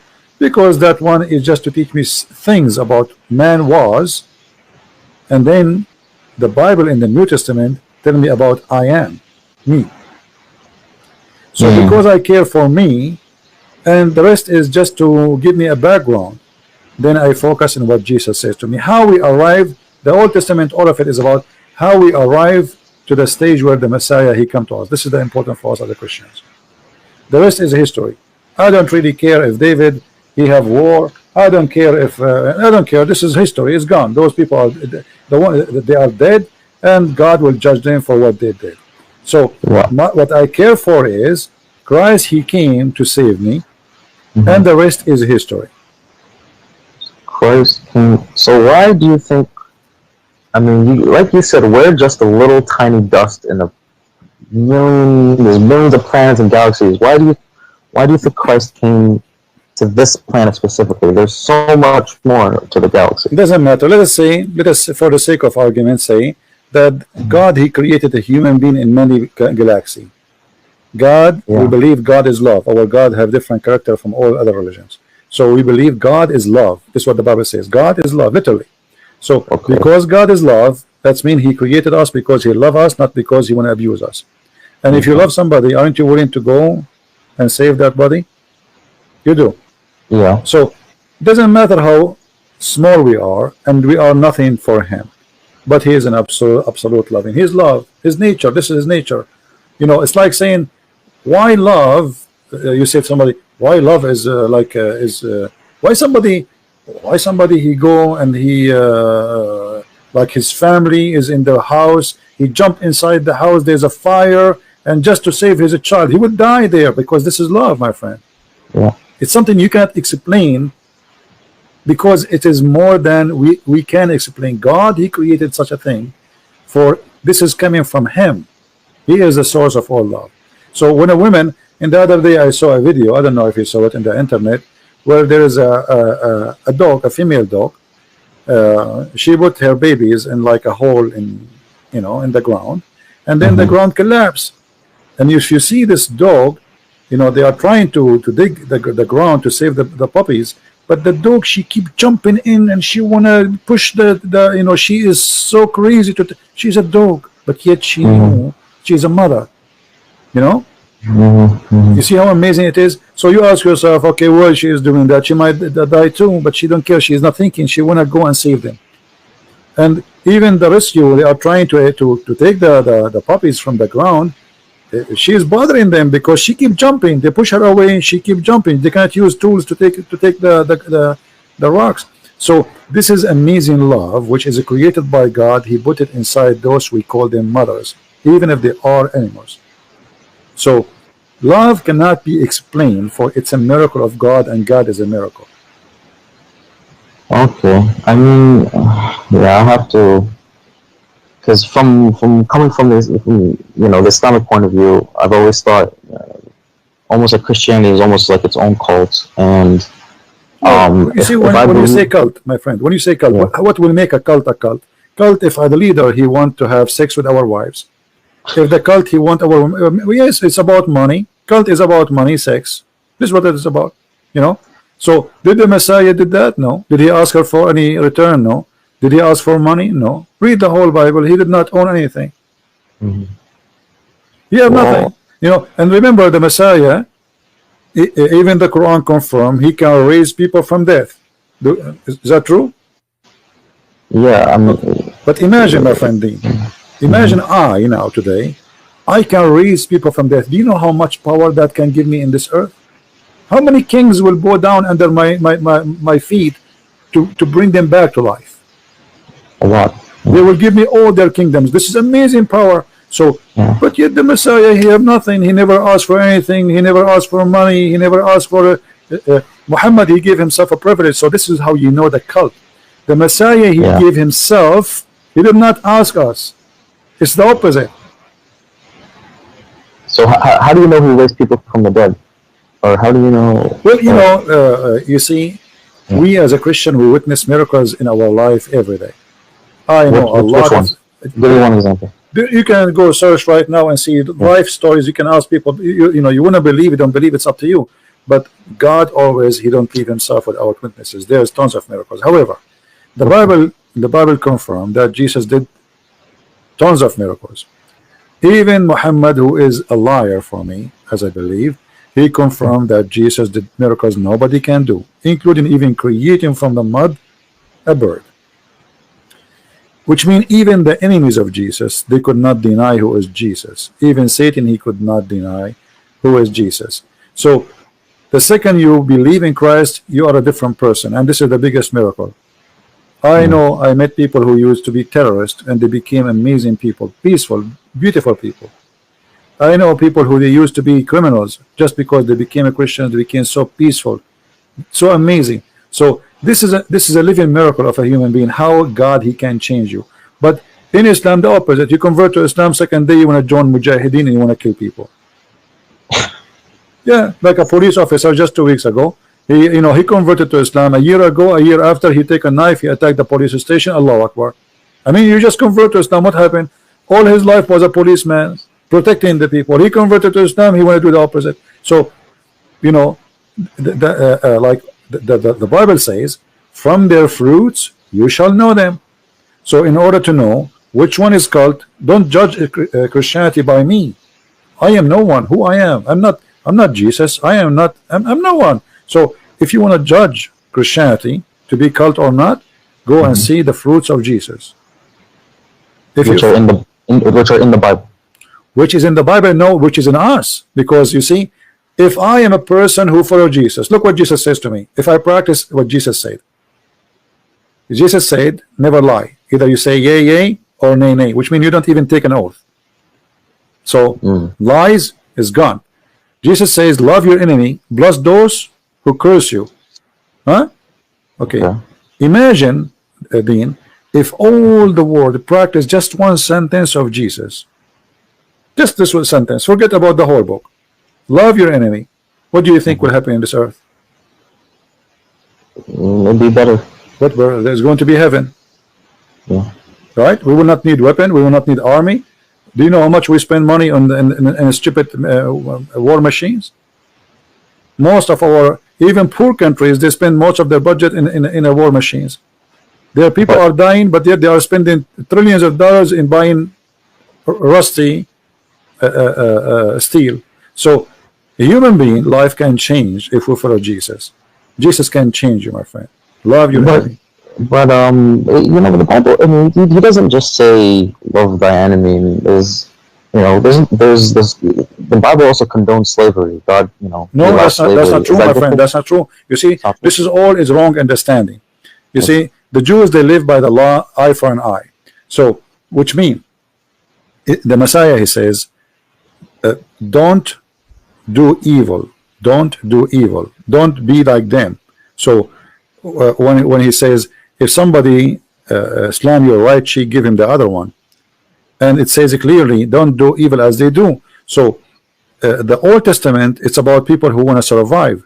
The Jews, you see, if we want to be honest about what happened, we cannot judge the Jews who lived 3,000-4,000 years ago by what's happening today. At that time, the Jews, they've been taken for hundreds of years as slaves, the whole nation. So you are asking the Jews that you cannot treat your enemy the way they treat you, but your enemy can treat you as they wish, and that will prove that you are a good person. That's what you are saying to me, right? So I can come to Dean, I can take his wife, I can take him as a slave, and this Dean, he's a good guy, so what he will do, his job is to let me do it. This is what you are saying, right? Yeah, but this is not real. This is not, you know, this is like just a fantasy of philosophy. You know, those people, they are real people who live in a certain time, and the time is extremely harsh, extremely bad, and they have to survive. You heard that the Jews, they've been enslaved by the Assyrian, correct? Yeah. Okay. The whole nation been taken. I mean, imagine the whole nation, not like a 2 or 3. They took them, all of them. The women, the children, the goats, the cows, everything. And the same happened to them by the Egyptian, correct? Yeah. So in order to judge somebody, we judge him by the time he lived. Muhammad, he came 600 years after Jesus. So after Jesus said, love your enemy, making a human being live forward, higher standard from before. Things is changing forward. Muhammad, he took us back to the cave time. Well, I don't agree with judge someone by the time they lived. I don't know about that. No, no, we have to agree. Like, imagine you say to me, we have a law for cyber crimes, right? Okay, but at that time, what if imagine you make a cyber crime law at that time, people will laugh at you, right? Right. Okay. Right. So everything have a timing and have a reason. So when you know, like you said to me about the law, like Musa says to his people, do this and do that. But most of those things, if Musa says those things today, people will laugh at him. Right. Yeah. Because what, you know, like imagine make a law, you have to go away from the camp when you do your you know, like the call of nature. I mean, we have the bathroom just a few steps away from in our house. So every, you know, in order to judge an order, you have to judge it by the time it happened. First, we have to see if it's justice. We have to see if it's evil. We have to see how those people are treated. Those people, they have a very savage life, surrounded by savage, surrounded by people believe in slavery, surrounded by people who don't believe in God, surrounded by people believe in killing and kidnapping and taking your money. This is how what they have around them. It's like those movies. If you see those movies, fantasy movies, like they show you crazy people, they have very weird hair and they have trucks and guns and they chase each other and they kidnap them and they put them, make them as slaves. You know those fiction movies. This is exactly what was happening at that time. Ugly, very ugly life. You are not sure if tomorrow will come, and you are free. This is the situation. Your neighbor tribe can attack you and take you as a slave, and that's it. You lost your freedom. So the slavery was okay back then. It's not. It's okay. This is what people. This is the evil of the people. They are doing to each other. So you know. Let me show you something from the Quran. You see, Muhammad, because he associated himself with the Jews a lot. So Muhammad, he understood the law of Moses very wrong. Look what he says in the Quran. Look with me in the screen. Muhammad here is trying to be a Jew. But he tried, but he got himself busted.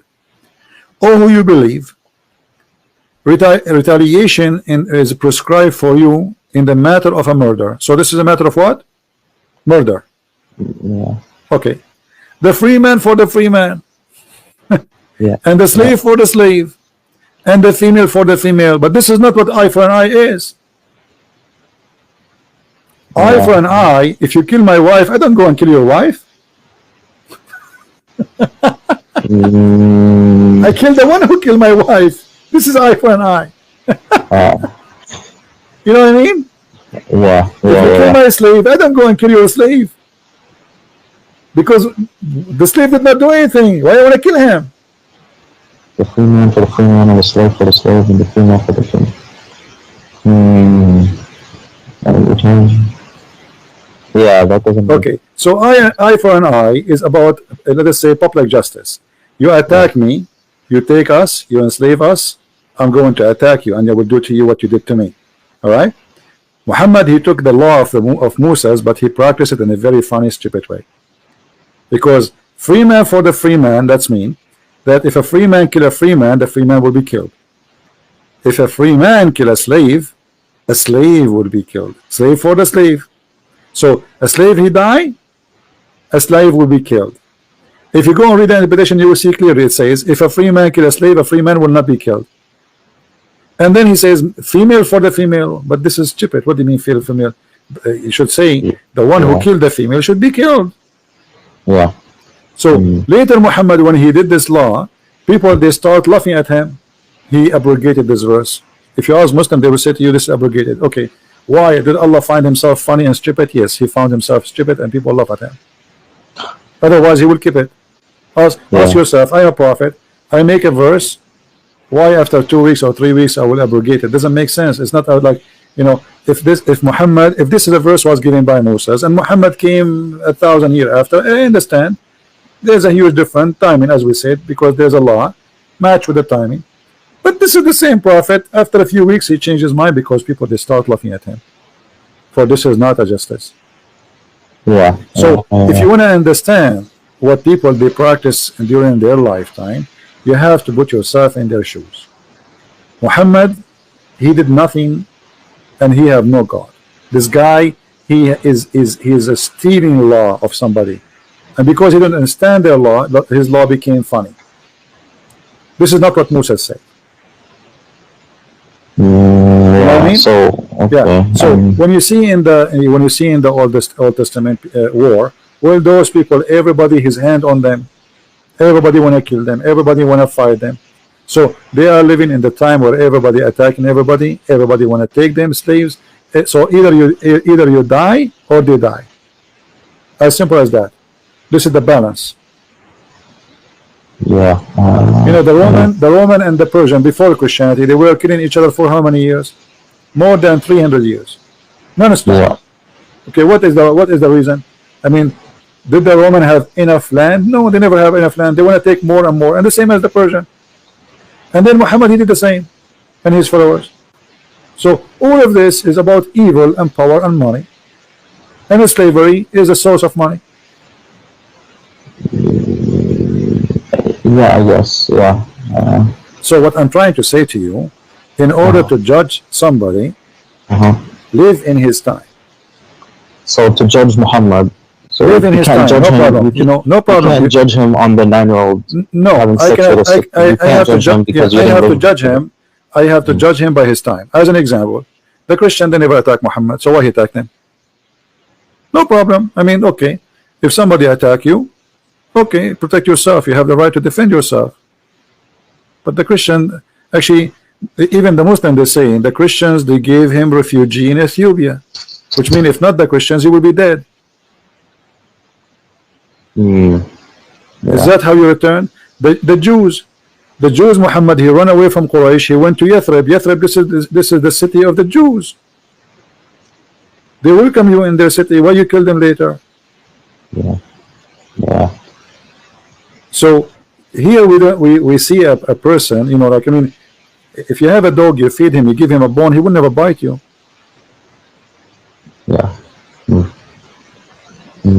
So if you want to compare, if you want to see, okay, well, in that time, life is evil, life is ugly, life is disgusting. But Muhammad, he was just following the same life. He did not make it better, he made it more ugly. Actually, he made it legally in the name of God. Yeah, that's true. Yeah. Like when he says go and attack the Christians and the Jews and force them to pay jizya. Okay, what is the purpose of this? Do you know what was the purpose? So they don't die. No, I mean, why he did decide to attack the Christians? What happened? Oh, he just, I don't know. He just wanted to be a warlord, so he wanted to. No, actually, there's more than this. You see, we have to go. This is why I advise you, Dean, when you read anything, to go deeper than what its appearance, and try to get the story. You see, if you go to the verse before it, chapter 9, verse 28, it says, "Oh, who you believe, the idolaters only are unclean, najis, filthy. You know what najis mean, right? So let them not to come near the holy city." Okay. And so now there's no business because nobody can enter Mecca and people will die. Where is the business? Look what they say. Look at this. So if you fear poverty from losing of their merchandise, this is the translation of the Muslims. Allah shall preserve you of His bounty. How? The verse after it: fight against the Christian and the Jews and force them to pay jizya. Do you see it? Yes. So it was a clear theft. He made an order and now he cannot take it back. He said that those are clean, don't let them come here. And people, they start complaining, how we will live? Who's going to go and visit the Kaaba and spend money here? The Kaaba is a big business. It's a pagan business. So Muhammad, you have to come with a solution. Attack the Christians, force them to pay jizya. And look here at the hypocrite Muhammad. Christians, they worship Jesus as God, correct? Okay. Muhammad is willing to let you worship Jesus if you pay him money. I mean, isn't it obvious? You see, the Jews, they fought people who don't believe. Right? They fought with people who don't believe.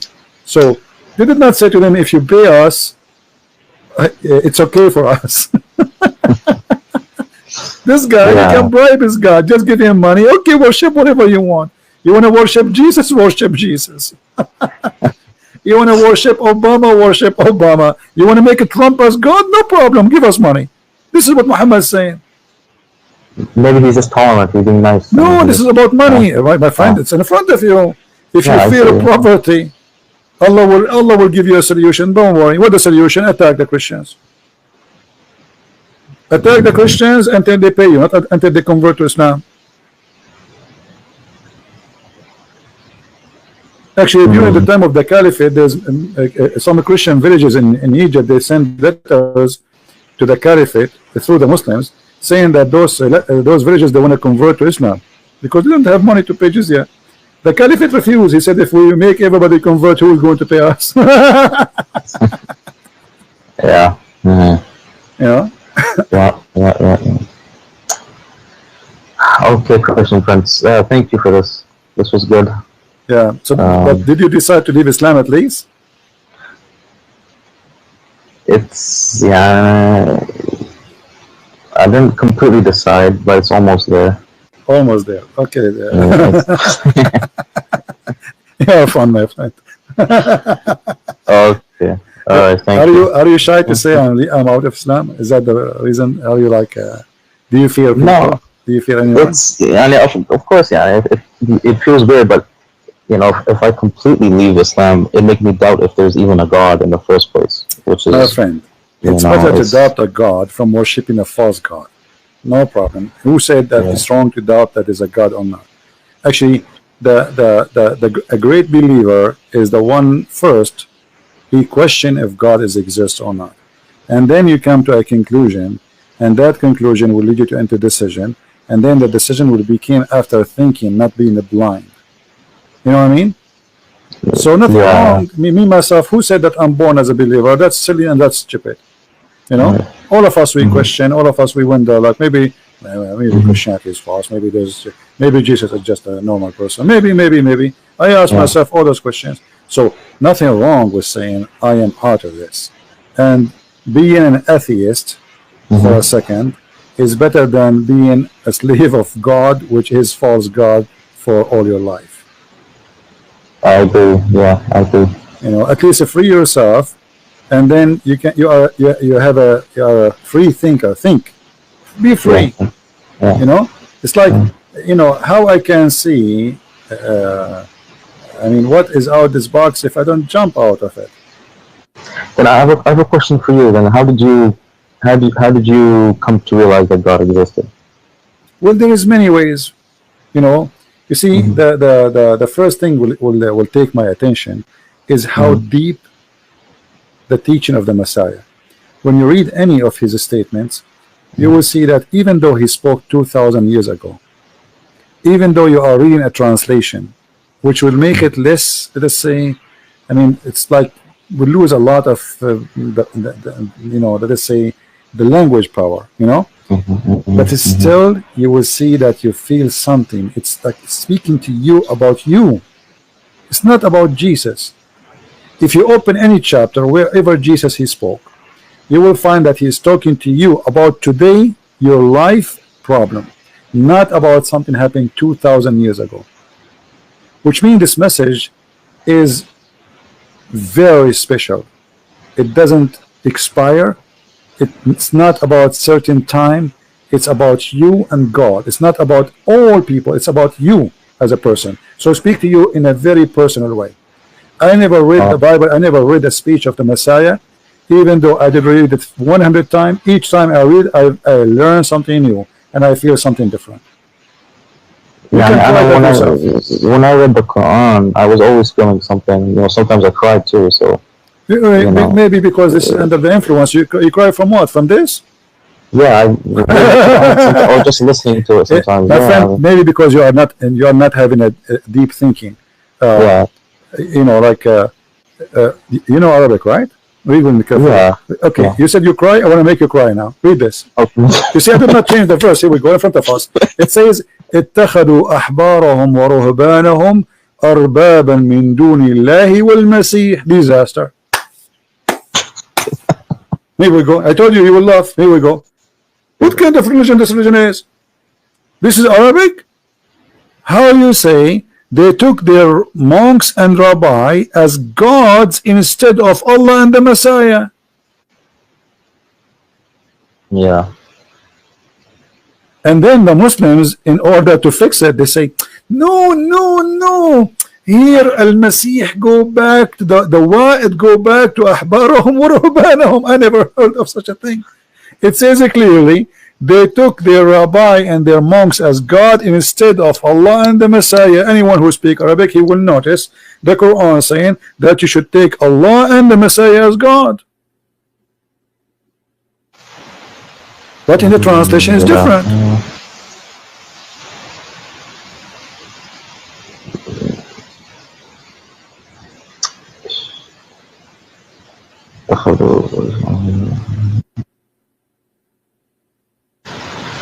Yeah, I don't know. I have to look into that.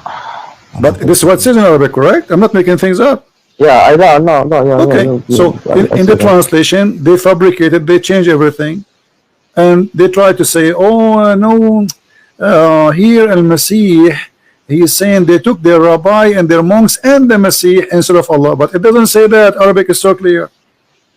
Yeah. You know, and what the verse is saying that the Masih and Allah is one God. Okay. All right. So when you say to me you used to read the Quran and cry, I think you were maybe cutting some onion, my friend.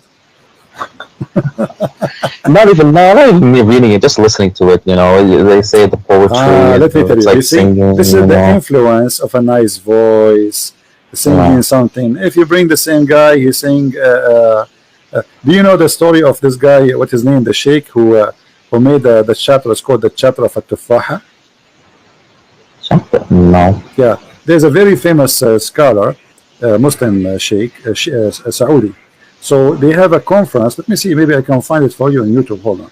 So you know, they want to show them how powerful the Quran is. So he said, who is here volunteer to come to the stage? And you know, a French guy, he came, he doesn't speak Arabic. So he said to him, the sheikh now is going to recite to you two things, and he will sing them in the same way. You tell us which one touch your heart, you know. And the sheikh, I will find you that. The sheikh, he recite two chapter. One of them he fabricated. It's about the apple. All right, and the other one is the Quran. And then he asked him, which one touch your heart more? The French guy, he said the chapter of the apple. Here we go. Do you see it on the screen? Search for it. الشيخ العريفي يقرأ سورة التفاح. And this is the guy. Here we go. This is the French guy in the stage. It was a horrible. The guy, he said, okay, listen again. I will repeat it for you again. I don't see. Well, I don't. No, I don't see it yet on your screen. Hopefully, someone can put it in the chat so I can. Oh, okay. Yeah, and this is the French guy. Al-Arifi is very famous person, you know. So, and this is the French guy, and the guy here is the translator, and this is Al-Arifi. So he was saying to him, okay, I will recite for you a chapter, two chapters. One is a true Quran and one is a fake Quran. You tell me which one touch your heart. Al-Arifi, he really did a good job. He sang a chapter which is fabricated. It's called At-Tufah. Hassan singing about At-Tufah, whatever, made it exactly look like Quran. Sound like the Quran.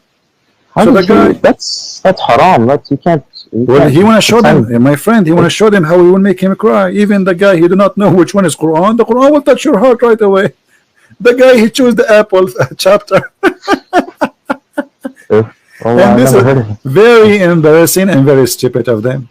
You know, in the beginning, I thought maybe they get this guy, maybe like, you know, he's one of them. You know what I mean? Like, okay, he will go on the stage and he will say, I chose this one. But look like it was honest. Honest try, but it was honest, and this is why they will never do it again. Here we go. This is the link. I will post it here. I wish I can play it because people will die laughing from the singing. And the guy, if you hear his singing, he make it look like Quran, really. You know, I mean, the guy, he really did a very good job. So anyone who don't understand the Quran, if you sing anything sound like Quran, and this guy, because he's a sheikh, he knew exactly how to make any sentence sound like the Quran by singing it. You know what? I'm going to give you the link so you can watch it and you can love it. When okay, so hello, what you're saying is, you know, the Bible is from God because when you read it you feel something. Always, my friend, God, that's what you're trying to tell me. That's not only you feel something. You see, there is a present of God in the words, which means you feel something will change you, not something just will touch you for a second and will go. You will change. You will be a different person. So it's not just like, okay, you know, if I go in a hot room, I will get hot, correct? Right. Okay, if I go outside in the cold, I will get cold. But this has nothing to do with God. When I am in a hot room, I will be hot. right? But if you are really a person who adopt what you just learned, that will change you. It's not about now I'm crying. It's not about I feel something. Okay. It's about I will be a different person. This is why we Christian, I don't know if you heard this term, that we say we are born again. Yeah, So I've heard. with the Messiah, we will be reborn again. Is that physically reborn? It is more than physically born. It's about me being a new person by Christ. So me yesterday, when I was a kid, I don't know how age is yours. When I was young, if I see a person, look at me, I want to fight. If I see a fight in the end of the street, I run there just to join.